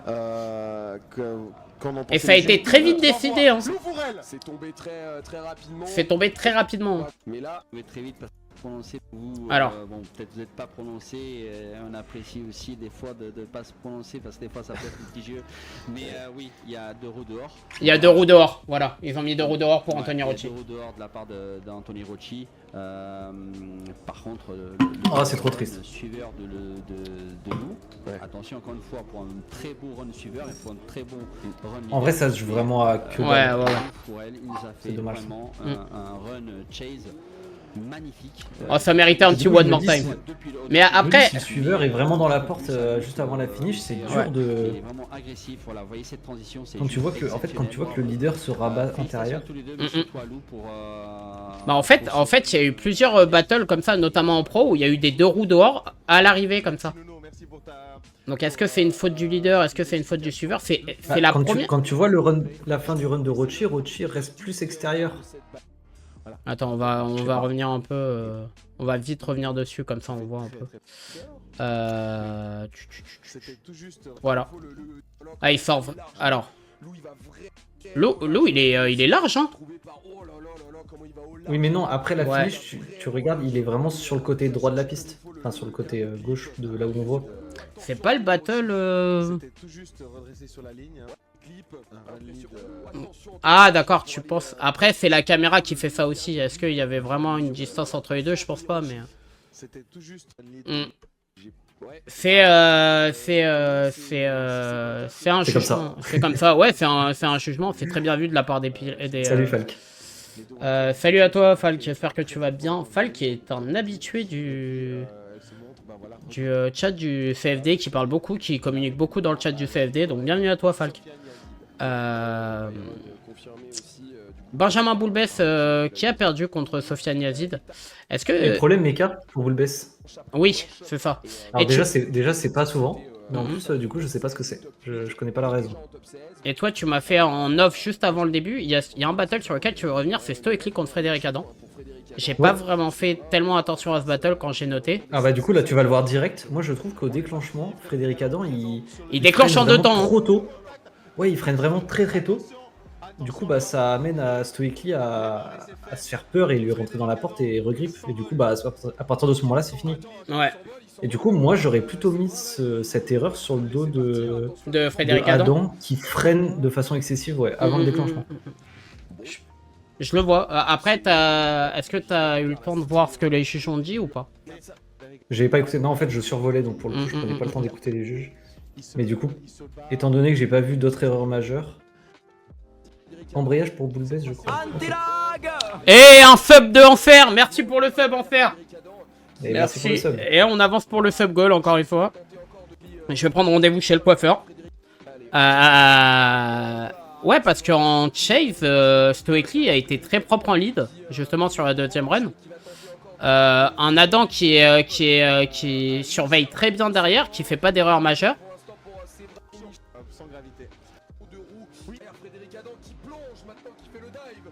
Ouais, et là encore, tu vois, t'as vu, il est très intérieur encore, Frédéric Adam, sur la ligne d'arrivée. Ouais. Et là, c'est un peu plus force à vous, les gars. Merci, Enfer. T'aurais mis One More Time ou plutôt victoire, toi, du coup? Bah, du coup, moi, si Victoire je mets de l'erreur Stoically. si je mets l'erreur sur Adam, ça veut dire que le run à 0, donc pour moi, ça aurait été Stoically. On va écouter ce que disent les juges. On a un très beau déclenchement de Fred Adam. Un très beau déclenchement de Fred Adam. C'est vrai que... Sur le premier run, vous avez vu comme nous, on a un très beau déclenchement de Fred Adam. Stoically, très beau déclenchement aussi, mais un peu trop agressif automatiquement, bah, il rentre dedans. Pour moi, Et, c'est un déclenchement et là, en deux temps. Hein. Il tue déjà Surtout, en fait, ce run-là. le freinage intervient avant. Enfin, en fait, il vient dans l'appel. Ouais. Et pas dans le déclenchement. En fait, il vient avant le. Comment on dit, la transition, l'appel contre appel, quoi. Parce que là, d'accord, appel. Il freine un peu, hein. Et là, freinage. Et il freine un peu avant de On le voit remettre... que ça se freine sur la transition. Ouais. Et pour moi, c'est excessif. Ouais, c'est vrai. C'est un très beau déclenchement, mais le frein est vraiment... Ouais, c'est vrai Du que... coup, après, ce qui se passe après, j'en prends pas compte, vu que Stoically, il était dans les avait perdu choux. du temps, il essayait de rattraper. Donc, en fait, il était sorti de son battle. Donc voilà Pour pour moi, ce tout se battle. joue là. Mais c'est une belle battle. C'est vrai que bah on le revoit encore, mais en fait on le voit pas très bien sur le ralenti en fait parce que c'est ça. Là on le voit. Ouais, il y a un gros coup de frein avant que la voiture transitionne de l'autre côté. Hein. Après, il est obligé de le mettre parce que je pense qu'il finissait dans le rail sinon. Mais juste pour le truc quoi. Il était nécessaire pour pas qu'il finisse dans le rail. Donc voilà, est-ce que t'as noté autre chose pour les top 16 ou pas, mon gars? Non, c'était tout. C'était un très beau top 16, on a eu... on va voir les battles du top 8 ensemble. On a un Kevin Josu qui s'est défait dans Wilson de Lagrange. Wilson de Lagrange qui est de plus en plus proche de Kevin Josu à chaque battle. On voit l'évolution. Oui, Wilson de Lagrange, par contre, il est arrivé Mac 12 dans le premier virage, il a arraché l'arrière. Ouais. Le déclenchement, il s'est mis dans le rail comme il faut. Mais un Wilson de Lagrange qui est un peu fou et je sais pas si t'as vu, qui roule beaucoup entre les manches. Il roule beaucoup vers chez lui au karting du Castillon, du Roussillon. Et attention à son hiver. Je pense qu'il va beaucoup rouler avec la caisse. Donc attention à Wilson de la Grange sur ses prochaines manches. Et la saison prochaine. On a vu Lou Fourel contre Anthony Rocci. Une victoire de Lou Fourel. Sofiane Yassine qui passe en top 8 qui va affronter Frédéric Adam. Un Nicolas Jouard en top 8 alors qu'il sort des OSB. On parle un peu de Nicolas Jouard. Parce qu'il faut lui envoyer de l'amour quelquefois. Et là, sur cette manche-là. Cette année, ça paraissait comme l'année de trop avec cette config. Parce que du coup, on voyait que c'était vraiment compliqué cette année. Il s'en sortait pas trop, il me semble. Hein. Mais là, du coup, il nous a fait mentir pour le coup. Calmon, on sait qu'il aime bien. Ouais. Et comme on a dit, Calmon, ça réduit un peu l'écart entre les puissances. Donc là, très beau top 8 le pilotage paye. Le pilotage paye et très beau top 8 pour sa part, qui affrontera Ben Vavasseur qui fait d'effet Degdel. On a Mathias Locatelli qui avance vers le top 8 contre Damien Fréchet et qui est le choc de ces top 8. En fait, le Mathias Locatelli, Damien Fréchet, moi je voulais voir parce que en fait c'est deux pilotes qui font des remontadas cette saison et c'est un peu les deux hommes en forme du moment. Mais moi je vais m'intéresser au battle. Je veux juste voir le battle entre Kevin Chosou et Lou Fourel qui lui a été incroyable. Une nouvelle fois, pas le One More Time parce que le One More Time va très mal se finir malheureusement pour Lou Fourel. Et en fait, quand j'ai vu ce battle, je me suis dit Lou il peut battre Kevin Chosou et arracher la manche. Pour moi, je le voyais clairement favori. Vraiment. Ouais, je suis d'accord avec toi. Parce que Lou sur cette manche, mais Lou, il nous avait pas que sur cette manche, j'ai trouvé vraiment cette année, il a passé un cap. Ah ouais, non, mais. Il a passé un cap, la voiture se comporte vraiment comme une voiture vraiment de pro. Quoi. Enfin, ouais, de drift, ouais. Pro. D'élite. Pro, pas pro catégorie, mais genre de pro. Élite. De élite. Non, mais même top 10 élite, elle a un beau comportement, mais comme une caisse de Driftmaster, je trouve. Ouais.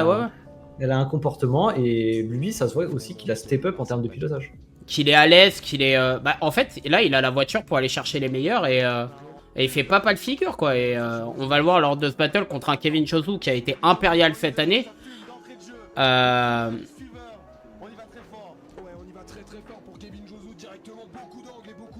qu'on peut lui reprocher juste, c'est qu'il aurait pu être plus proche sur le déclenchement. Sur le déclenchement, ouais, il est un peu intérieur et un peu.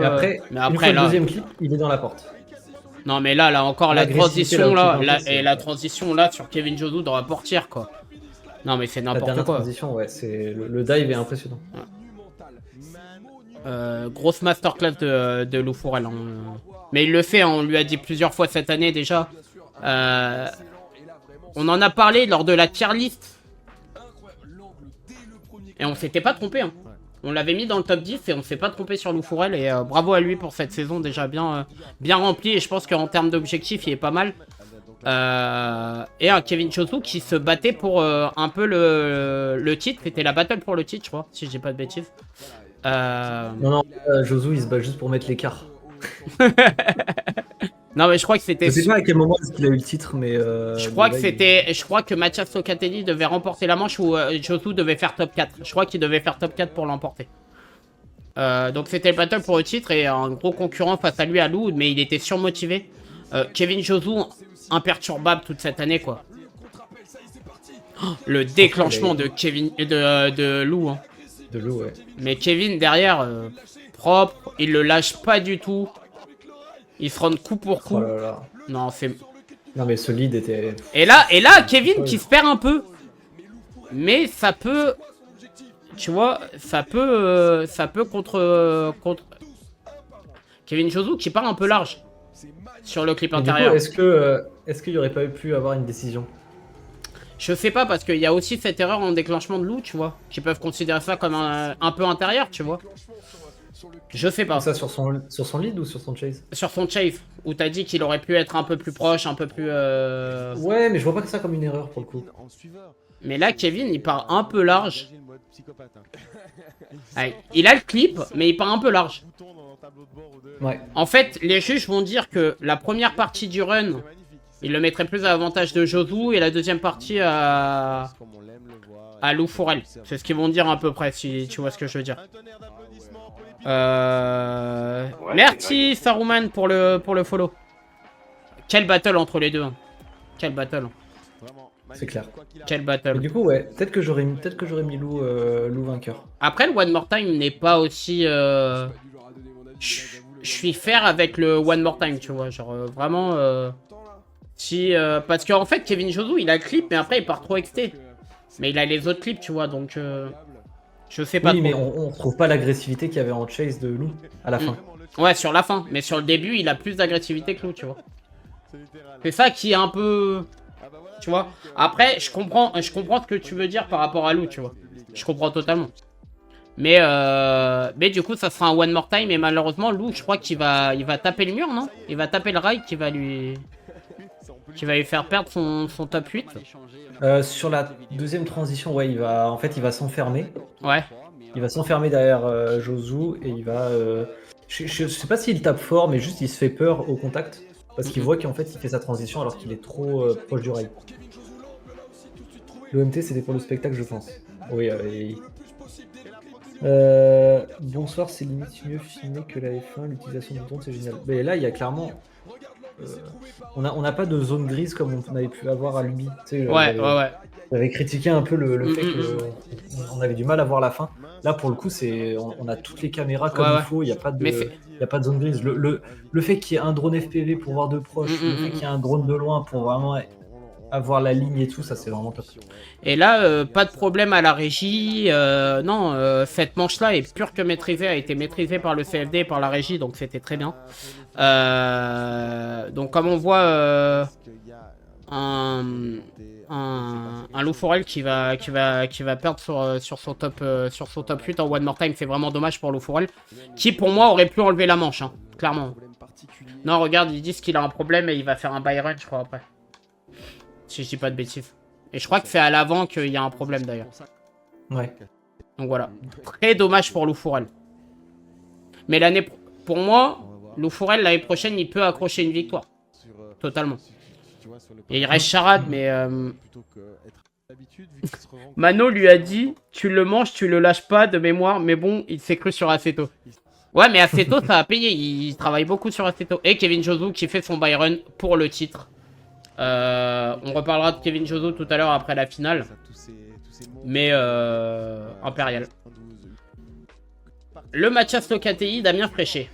Damien Fréchet, encore très impressionnant sur cette manche. Ouais, bah du coup il suit la lignée de ce qu'il a proposé aux manches précédentes. Hein. Ouais, mais il est tombé sur un Mathias Locatelli qui avait son nouveau setup de suspension.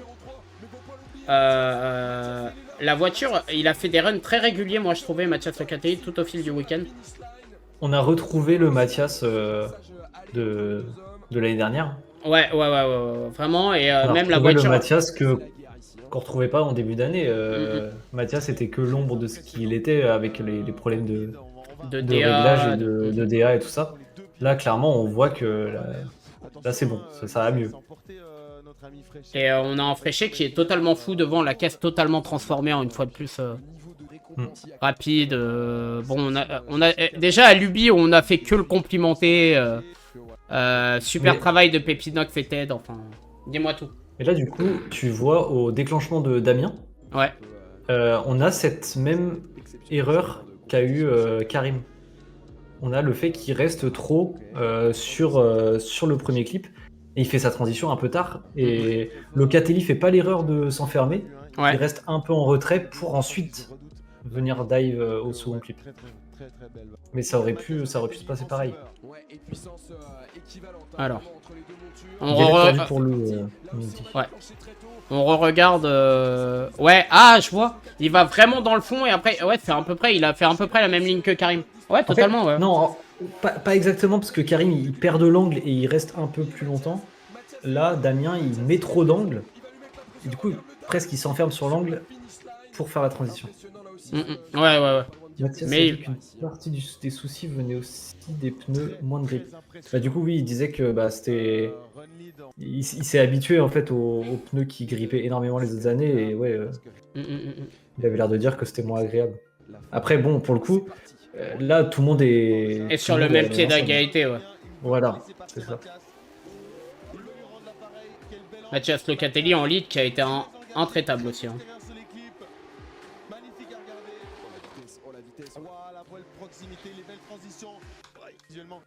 Et donc du coup, malheureusement, Damien Fréchet qui fera pas de 3ème top 4 d'affilée. Mais bravo à lui pour ce top 8 et qui confirme une fois de plus qu'il est en route pour le top 10 à la fin de l'année et qui retrouve la place qu'il avait eue en 2023. On arrive alors en top 4 à Kevin Josou contre Sofiane Yazid. Sofiane Yazid, enfin à sa place. Bah même encore mieux. Parce Encore que... mieux. Il va finir... Même encore mieux. On verra après, mais il va finir à 3ème. Non mais je veux dire encore mieux qu'avant parce que Oui. même avec la E30,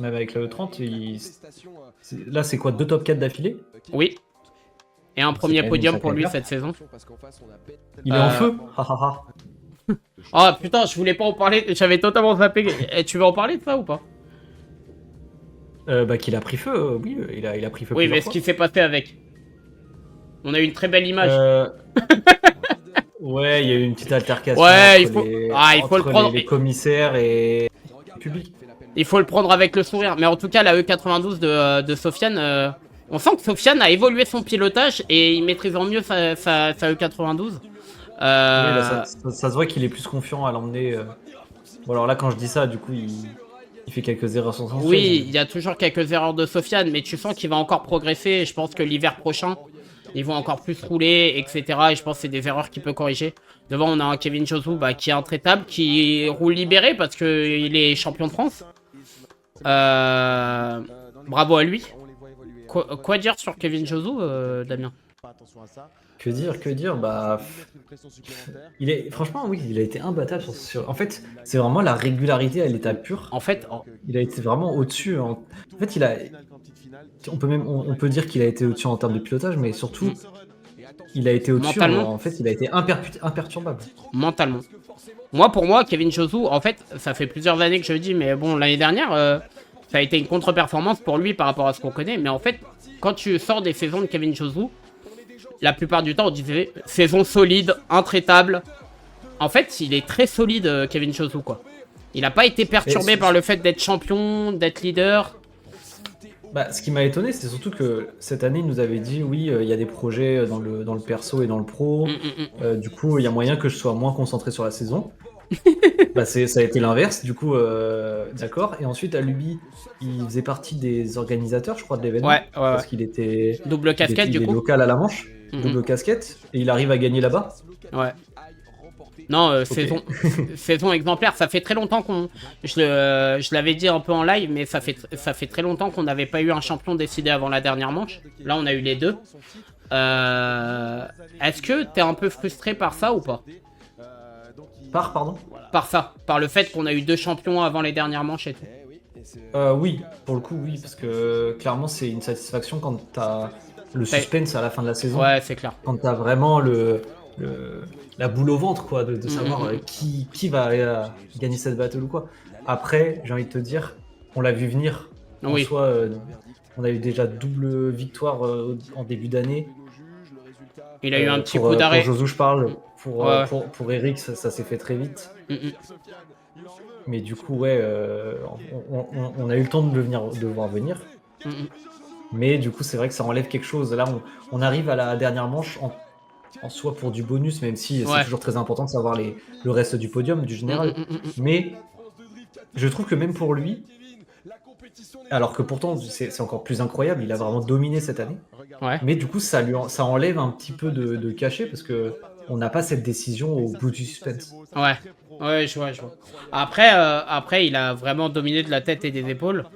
On parlera en fin de saison peut-être plus de son cas parce que on a envie de dire, est-ce que l'année prochaine il défendra son titre ou il arrive un peu voir en Europe?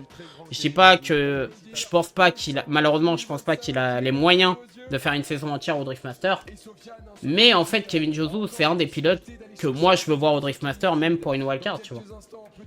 Mais oui, en fait, on l'attend depuis longtemps. Là, je dirais que du coup, c'est le meilleur moment en soi. Mais du coup, c'est vrai que Kevin, on l'a jamais vu au Driftmaster. C'est vrai qu'on... Moi, je l'y verrais bien. Alors, du coup, je pense plutôt pour une wildcard parce que en Espagne, je le vois pas encore avoir le niveau de faire une saison. Tu vois, Jason, il a attendu 2 ans, deux victoires d'affilée au championnat pour prétendre au niveau du Drift Master. Ouais.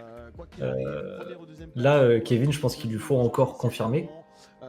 Et Mais pour avoir tu vois, mettre un premier pied, faire un premier pas au Drift Master.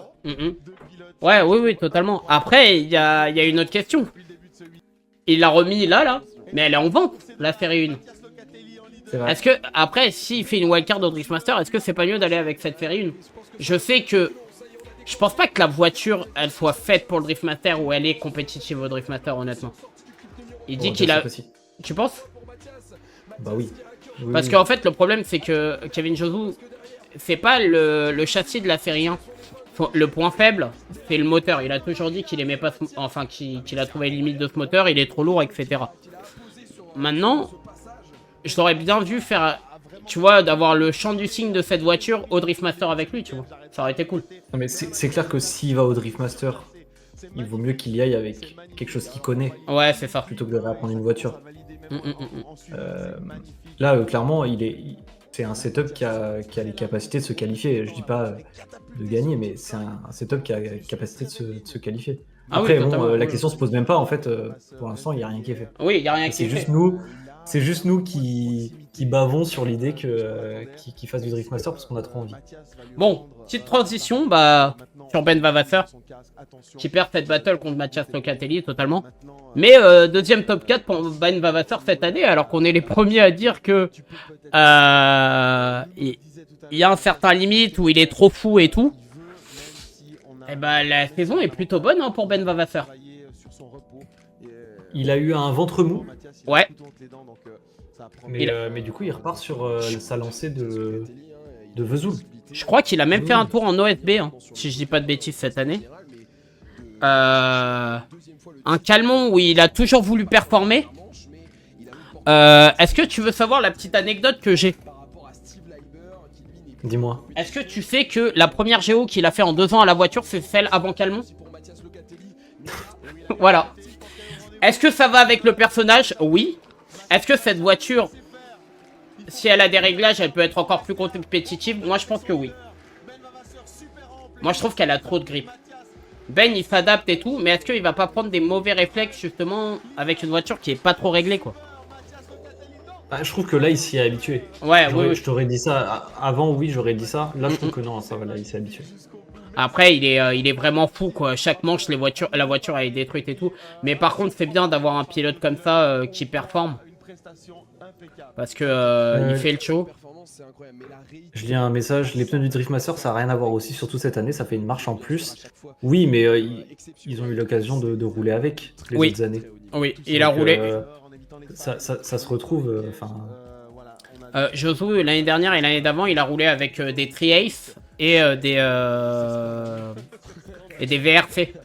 Et des extrêmes. Justement, vaut mieux passer à un meilleur pneu que régresser, parce que c'est là où justement ça fait le plus mal. Mais voilà, un Ben Vavasseur qui fait une très bonne saison, quoi. Et on avance vers une petite finale. Du coup, on va voir la petite image dans le top 3. On va voir une belle image d'un petit qui nous allait faire un petit message au public. La voiture de Sofiane qui a la voiture de Sofiane qui a pris feu pendant le run de la 3ème place contre Ben Vavasseur, qui va se finir en OMT.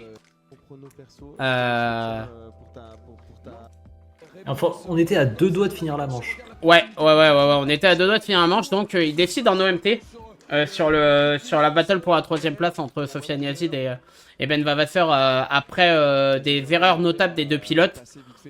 En fait, le jugement me fait vraiment penser un peu aux 2 pilotes, quoi.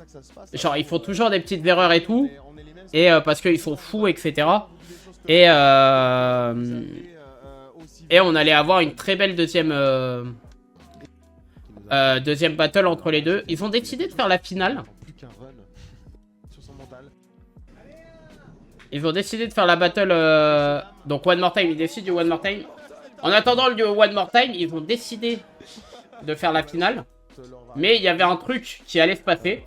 C'est que le temps commençait à se gâter, mais grave. Il fait pas genre gâter un peu. Justement, je pense qu'ils ont vu le truc arriver. Apparemment, il y avait ils avaient de la météo prévue, enfin, ils avaient annoncé. Ils avaient annoncé la pluie, donc je pense que justement, ils essayaient de faire ça rapidement. Alors qu'on voit des gros nuages noirs au-dessus de Calmont. Et il restait il restait 2 battles, du coup, la finale et la petite. On reparlera après des conséquences. On a eu cette battle finale quand même entre Kevin Jozo et Mathias Locatelli. Un classico aujourd'hui du CFD, clairement. C'est une battle qu'on n'a pas tant vu que ça, je trouve. Sur les réseaux, ouais, alors non, qu'elle mais est... un Mathias Locatelli, Kevin Jozo, c'est pas ce qui me revient le plus. Ouais, c'est ça. Pourtant, ça peut être un classico, clairement. Hein, ils ont toujours fait les... clairement... Et un Mathias Locatelli qui est déchaîné en chase. Mano qui nous dit on a eu de la chatte, à la base c'était annoncé à 15h. Ah oui, à 15h. Ah oui, effectivement, ils ont eu... Comme si Jérôme Vatia a voulu arrêter le temps de les... a maintenu les orages. Un battle final que on aura la décision après. C'est Mathias Locatelli qui va l'emporter sur Kevin Jozo. Toi, t'en penses quoi de la décision des juges concernant cette battle? Moi, je la trouve logique. Très beau lead de Mathias, en vrai. Oui, Mathias, il a été en autopilote tout le week-end, j'ai trouvé. Il a été très bon et très régulier. J'ai trouvé que, voilà, c'est vrai que tu le disais tout à l'heure, on a eu un Mathias Locatelli qu'on a retrouvé quoi de l'année dernière. Ça promet à charade. Et c'est une très belle victoire de Mathias Locatelli, voilà. On va pas avoir de temps d'avoir le podium. Puisque... Même pas le One More Time. Même pas le One More Time, rien du tout. Alors que la pluie commence à tomber des cordes, de l'orage. Alors, il y a quelqu'un qui dit que Mathias Locatelli arrête un clip. Il le touche à peine. Mais oui, effectivement, en fait, il est pas à fond dans toutes les zones. Ouais. Et Jozo est plus proche en suiveur. Preneur d'explication sur le jugement. On va revoir le battle et on en parle. On commence par le lead de Kevin Jozo.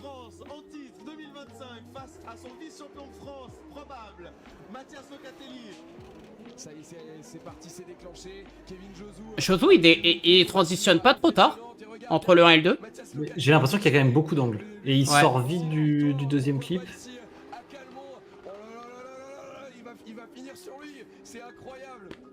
Je crois qu'il y a une transition trop tardive. Hein. Oh, moi je trouve que le chase était quand même mieux du côté de Mathias. Hein, et Oui. Jozo, le lead est pas parfait. Ah, la transition a l'air bien tard. Hein. Bah surtout, il vient vachement intérieur. Intérieur, ouais. Et derrière, Kevin Jozo et derrière Mathias Locatelli qui s'adapte très bien à son suiveur. Hein. Un petit dive à la fin, ok. Et effectivement, sur le run retour, je crois que Mathias n'a pas le clip 4, si j'ai pas de bêtises. Donc le clip intérieur. Par contre, le déclenchement de Mathias Locatelli sur le premier clip, il est incroyable. Ouais, très impressionnant. Il a le deuxième clip, très bien.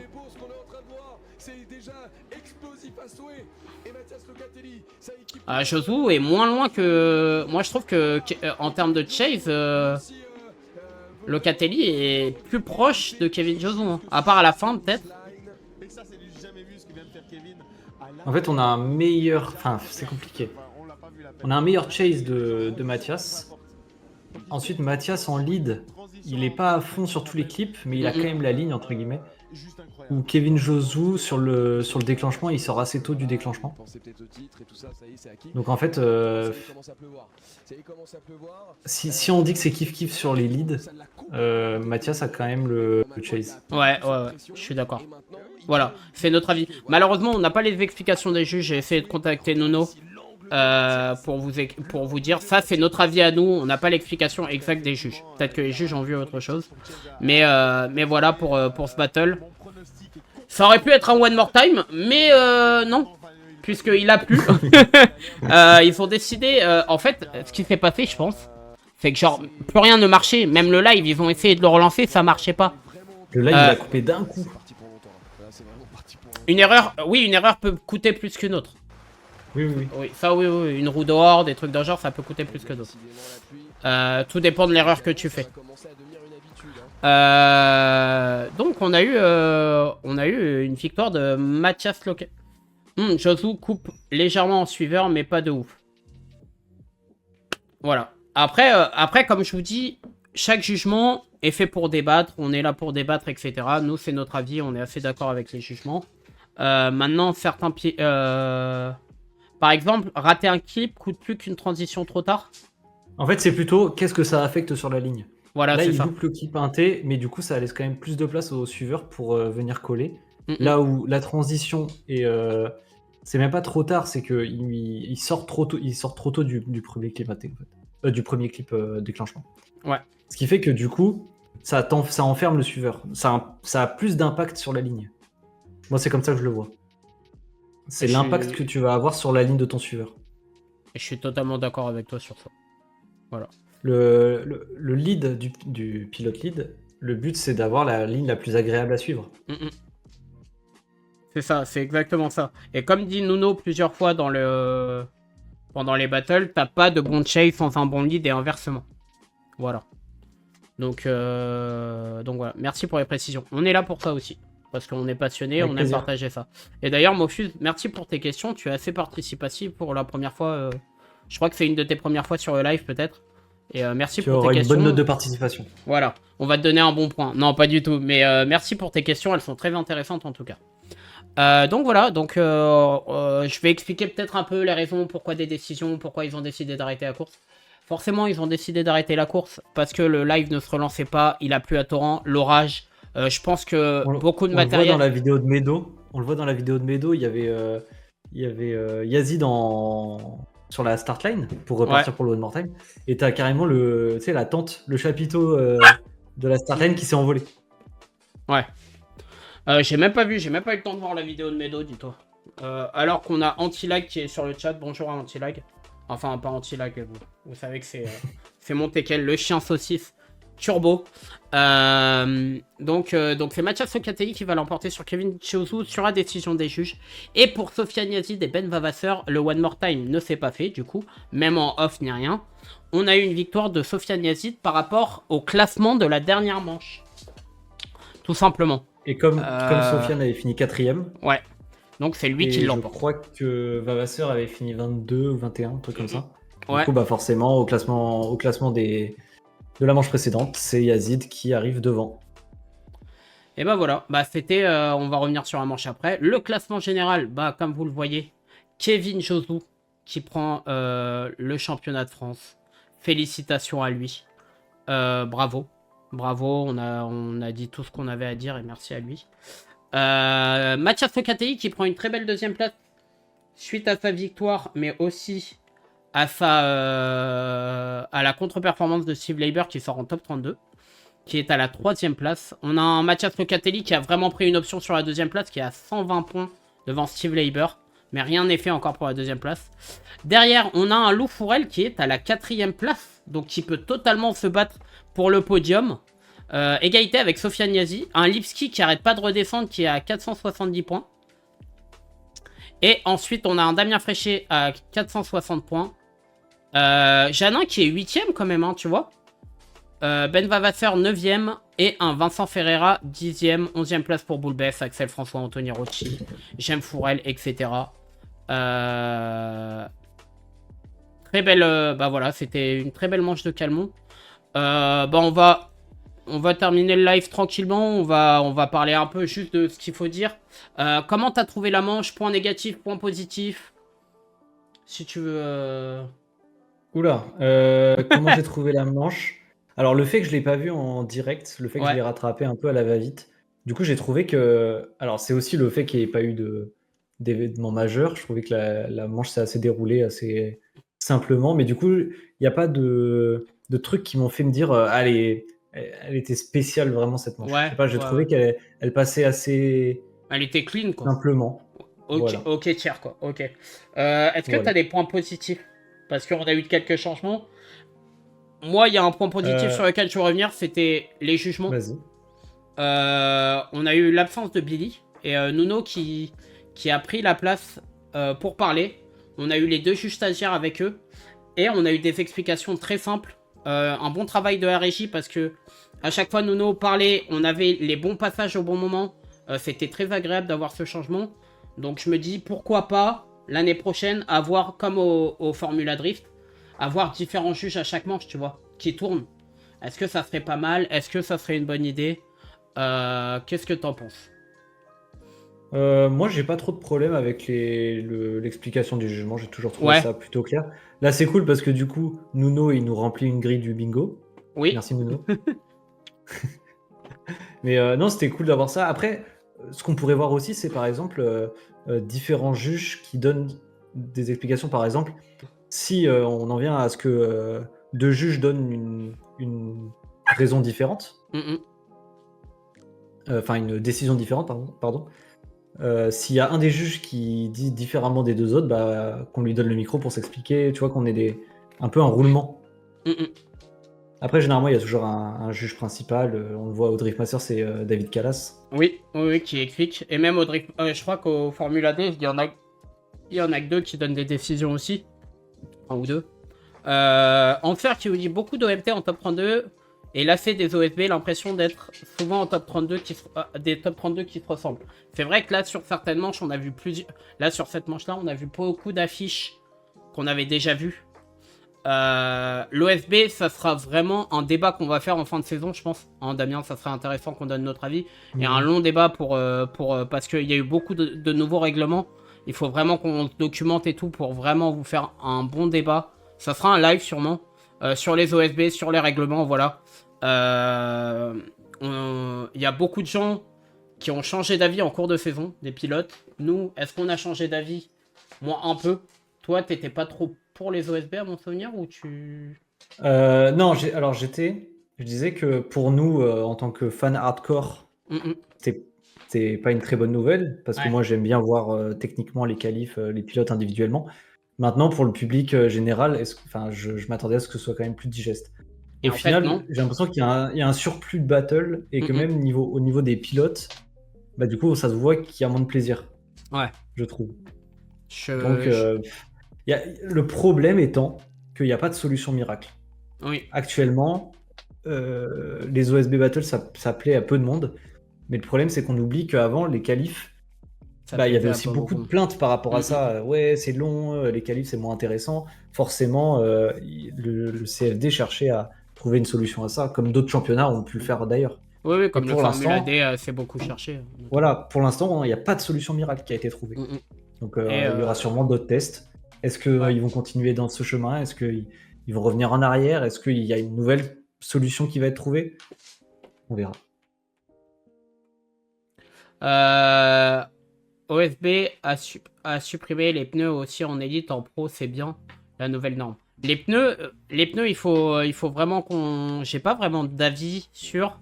Parce qu'en fait, là, quand t'as parlé tout à l'heure, tu sais, par rapport aux OSB, que maintenant on a plus d'effets battle et moins d'effets de ligne, ça rend les battles moins belles. C'est vrai que c'est pas con comme raisonnement, tu vois. Je pensais que c'était les pneus qui jouaient aussi la part belle de ça. Tu sais qu'on n'a pas des passages très beaux, des leads ou des chases, mais en fait, ça joue un peu aussi sur ça, je pense. Ils s'entraînent pas assez sur la ligne, les pilotes, je pense.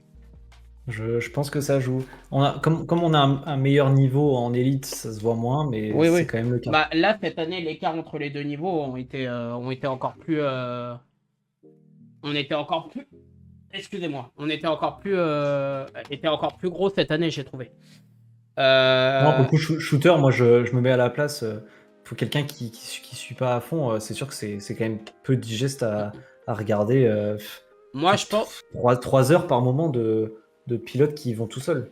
Ouais, et moi le seul truc, c'était aussi le problème de notation qui a été donné au public qui me posait problème. Alors, de toute façon, la télémétrie, ça a jamais été bien pour moi. T'en as fait des cauchemars. Ça, c'est encore un autre problème. T'en as fait des cauchemars, hein. Parce que pour la petite anecdote, Damien, tu veux peut-être en parler. Le jour où t'as fait ton Excel pour essayer de comprendre les qualifs. Ouais. Et du coup, au niveau pneus, non, moi je trouve que ça c'est une bonne évolution, le fait qu'on réduise. Parlons peu, voyons Vincent Ferreira, il fait 245 en élite. Oui, mais ça, c'est aussi parce qu'il a pas une voiture qui est capable d'emmener Oui, du oui. 265. En 2,65, la Et voiture pour, elle fait et pour juste autant, sur il place. les fait marcher. Mm, mm. Alors, un Pour autre autant, il les fait problème, marcher. un autre problème que Axe, là, il a bien mis.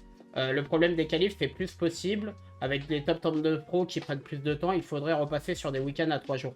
Alors, le problème, c'est ça. Moi, j'ai un petit problème avec le programme. En fait, j'aimerais plus qu'il y ait un programme du dimanche un peu comme Audrey Spain.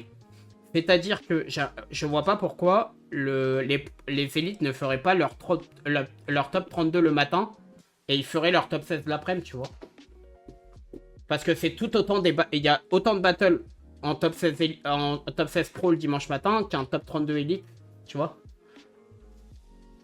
Ça rendrait.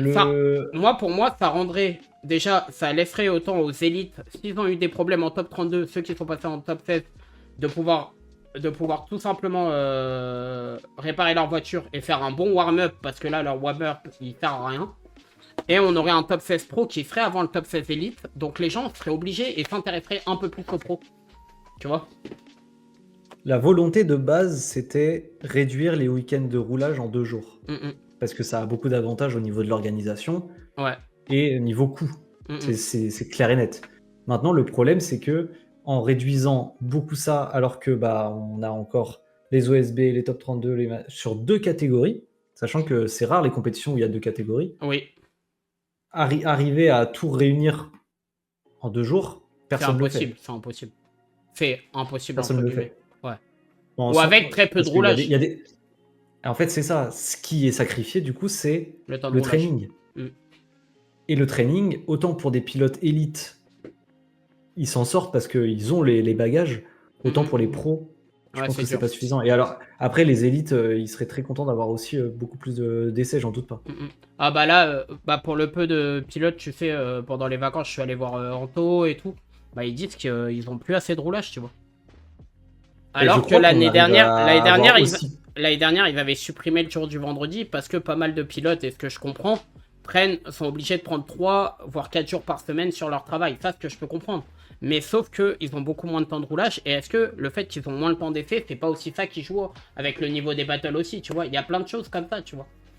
C'est sûr et certain. Mais je pense qu'on arrive à un point où il y a autant d'essais qu'à une manche de Driftmaster, par exemple. Ouais, voire moins. Parce que je trouve qu'ils ont genre, je trouve, tu vois, le Driftmaster, on en reparle, mais je trouve que quand j'ai vu le truc de l'Iron, le Driftmaster, il fait beaucoup de roulage parce qu'ils avaient des roulages le matin, le soir et tout, qu'au CFD. Ça, c'est parce que ça, c'est parce qu'ils peuvent avoir le truc très tard. Oui. Mais en tout cas, c'est des choses à réfléchir. C'est pareil, l'idée qu'on ait émis aussi d'avoir moins de manches pro, tu vois, ça peut engrainer tout un truc, tu vois. Ça peut engrainer tout un truc, tu vois. Quand tu vois ce qu'on avait eu, enfin, tu sais, quand on va voir les essais, souvent les essais élites, au final, c'est très peu, c'est très fluide parce qu'on n'a pas autant de pilotes en piste. Souvent, les pilotes, ils font 1 ou 2 passages, ils vont faire des réglages, ils y retournent, c'est plus fluide. Les pros, on a souvent c'est encombré parce que tous les pilotes, ils vont en même temps. Dès qu'il y a une casse, il y a une perte de temps énorme. Et du coup, il y a beaucoup. Déjà qu'il n'y a pas beaucoup de roulage, mais en plus, il y en a souvent qui est perdu à cause de ça. Mais je suis totalement d'accord avec toi. Et ça, c'est un super débat je pense qu'on aura à la fin de la saison parce que, genre, c'est un nouveau format du CFD et on en reparlera. On fera un super débat. Je pense que ça serait bien de l'annoncer comme ça. Mais c'est une bonne idée. Thibaut, mais l'argent que tu dépenses pour les déplacements pour rouler 10 minutes. Oui, ça je suis d'accord. Mais là, on parle pas de rouler que 10 minutes. Les manches sont pas faits pour rouler. Ils sont faits pas pour s'entraîner, mais pour connaître le tracé. Et là, ils ont supprimé un jour entier. C'est trop. Encore, ils auraient enlevé une séance. Je rejoins ce que dit Thibaut. Effectivement, le Driftmaster, quand tu arrives, tu es censé savoir rouler parce que c'est le championnat d'Europe. En catégorie élite du championnat de France, je suis d'accord avec leur gars, c'est censé être pareil. Oui, mais pas en... Maintenant, quand tu es en pro, t'es encore en phase d'apprentissage, je trouve. Parce que du coup, comme il n'y a plus de catégorie élite, il n'y a plus de catégorie loisirs, et que c'est remplacé par un système régional qui n'est pas encore totalement formé, on a encore des pilotes qui sont encore en train d'apprendre que ce soit les voitures ou leur pilotage. Ouais, c'est ça. Donc en fait, oui, sur le papier, et ça je suis d'accord pour dire que tu es censé être dans un championnat, donc t'es pas censé apprendre. Mhm. Sur le papier, je suis d'accord. La réalité, c'est pas possible. En fait, C'est pas comme de ça. base, tu viens pas. Pour moi, tu viens pas à une compétition sans être prêt. Il y en a, les années précédentes, c'est ce que je disais. Et c'est vrai que on était un peu dur, mais je disais, en fait, tu viens pas dans un championnat. La première manche, ça doit pas être ta séance d'essai pour savoir si ta Et voiture c'est elle marche. clair. Tu vois? Et ça, c'est clair et net. Genre voilà. Maintenant, quand on parle des entraînements quand on parle des essais, c'est pas pour savoir si la voiture elle marche, c'est pour connaître le tracé. Il y a eu des changements sur la plupart des tracés cette année. Je crois que 5 tracés. Même Calmont a eu un changement. Croix-en-Ternon a eu un changement. Val d'Argenton, c'est le seul où il n'y a pas eu de changement. Et la meilleure manche sur la saison, ça a été le Val d'Argenton en termes de ligne et en termes de battle. Voilà. Tu vois, mais je suis. Tu vois, c'est vrai que voilà. Après, il doit avoir. Est-ce que on doit faire comme au Formula D, c'est-à-dire séparer vraiment les pros et faire une journée totalement en pro et totalement une en élite, mais ça revient au même. Mais je pense qu'il faudrait qu'ils réfléchissent à des week-ends de 3 jours, quoi. Je pense. La FD, en fait, c'est le faux exemple parce que Ouais, au ouais, final, aux États-Unis, tu as énormément de compétitions par État. Donc, ouais. ça veut dire que ceux qui arrivent à accéder à la Formula Drift, ils sont censés être vraiment chauds, que ce soit en prospect et en pro. Au final, les battle prospects, c'est quand même pas trop ça. Oui, mais Malheureusement. je rebondis sur ce qu'il dit Skunk. Le Elite du CFD est loin du DM. On parle pas du niveau. On parle que l'image que le CFD donne des élites. C'est pas du tout. C'est pas la même chose. C'est pas comparable. C'est pas comparable du tout. Maintenant, c'est l'élite du championnat de France. C'est vrai. Mais. T'es quand même censé savoir Être prêt, quoi. conduire. Oui, voilà. Et en élite, c'est pour ça qu'en élite, je trouve qu'il y a moins ce problème cette année que le pro. Et l'autre, Le nombre c'est le d'entraînements format. par week-end et l'autre, c'est le format de compétition. Oui, totalement, mais ça n'a rien à voir les deux. Hein. Enfin, l'OSB, tu vois, par exemple, les qualifs et l'OSB, ils pourraient très bien faire des qualifs sur 2 jours. Pareil. L'argent que tu Non, mais t'inscris, tu les fais deux des... les deux sont quand même liés. En fait, en tout cas, le nombre d'entraînements est lié au format de compétition. Les entraînements, j'ai pas vu la diff. Mais le format, oui. Ah, les entraînements, si. Si, je te jure. Pour moi, cette année, on a une moins belle battle. Moins de belles battles. L'argent, quand tu t'inscris, tu sais déjà que tu vas devoir le sortir, mais malheureusement, il faut pas dépenser l'argent quand tu t'inscris à un championnat national. J'ai pas trop compris ce que tu veux dire, Thibaut. Mais de toute façon, ces débats, En gros, il dit que tu l'as déjà en tête, l'argent que tu sors quand tu participes. Oui, ouais, c'est ça. Je viens d'arriver, mais pour vous, c'est mieux les qualifs genre DM ou OSB. Bah en fait, c'est là toute la question. C'est là. En fait, les qualifs comme étaient... Ça dépend pour quel public.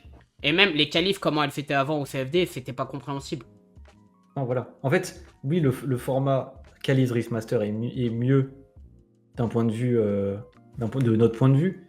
Mais en fait, le niveau qu'il y a au Qualif Drift Master et le niveau qu'il y a au Qualif CFD, c'est pas la même chose. Oui. Les notations sont pas pareilles. Oui. Les demandes sont pas pareilles. Et surtout, oui, pour nous, ça va nous intéresser plus des qualifs. Désolé, je me répète par rapport à ce que je disais tout à l'heure. Non, mais pas du tout. Mais pour un public lambda, quelqu'un qui vient juste voir de la fumée, voir du bruit ou voir des belles battles, en fait, les qualifs, ça va pas être intéressant pour lui. Après, tu vois, vous prenez quelqu'un qui n'y connaît rien, c'est pas agréable de voir pendant 3 heures juste des voitures solo passer. Après, je reviens sur les qualifs. Les gens lambda, le mainstream, dans des compétitions de sport mécanique, ils savent qu'il y a des qualifications, tu vois. Tu vois ce que je veux dire? Je sais pas si tu vois ce que je veux dire. Dans toutes les compétitions de sport mécanique, il y a des qualifications, après il y a la course. Donc ça, c'est vrai que d'un autre côté, de voir des OSB, qu'est-ce que c'est les OSB, expliquer les OSB, voilà, après ça reste un système de battle. Je sais pas, tu vois, genre, c'est vrai que, je sais pas si tu vois ce que je veux dire. Ils ont essayé de résoudre un problème, il faut tenter. Alors ça, on peut pas leur reprocher. Ah oui, ça c'est, Nico l'a dit déjà, je suis totalement d'accord avec toi, et nous, genre, au moins le CFD, ce qu'on peut pas leur enlever, c'est ce qu'ils essayent plein de choses pour améliorer. Tu vois. Non, mais le rallye, c'est pas pareil. Le rallye, c'est pas du tout pareil.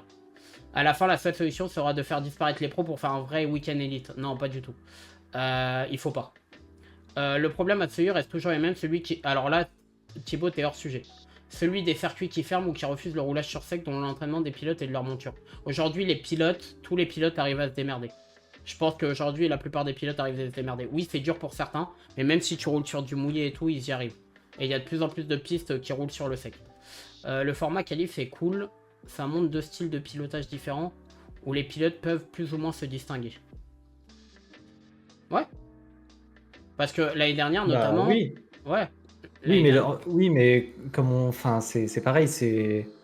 Ça, est-ce que tu es prêt à voir ça pour plus de 60 pilotes? Même, attends, on est à combien là? Si, plus de 60 pilotes, on va dire. Plus de 70 pilotes. Ce sera pas intéressant pour la grande majorité. Je pense qu'on a un peu fait le tour du sujet. Parce que là, là, on tourne un peu. On fera un live. On fera un live à la fin de l'année. Parce que c'est intéressant, on empêche. Je pense que Damien, t'es d'accord avec moi. Un live débat d'un sujet. On aura vraiment 1 heure pour développer. Et voilà. Mais là, vous savez, c'est 2 heures live. On fait 2 heures de live. Gardez ça, tout ça pour vous. En tout cas, c'était très intéressant, je pense, Damien. on y reviendra dans un live dédié, ouais. Ouais, on y reviendra dans un live dédié. La suite de la semaine. C'est Damien. Driftmaster, bam bam. Ça va être incroyable. Finale du Driftmaster, vendredi, samedi. En parallèle, on essaiera de vous mettre des stories de les deux noms, un peu. Parce qu'il y a le CF Days, ça les deux noms.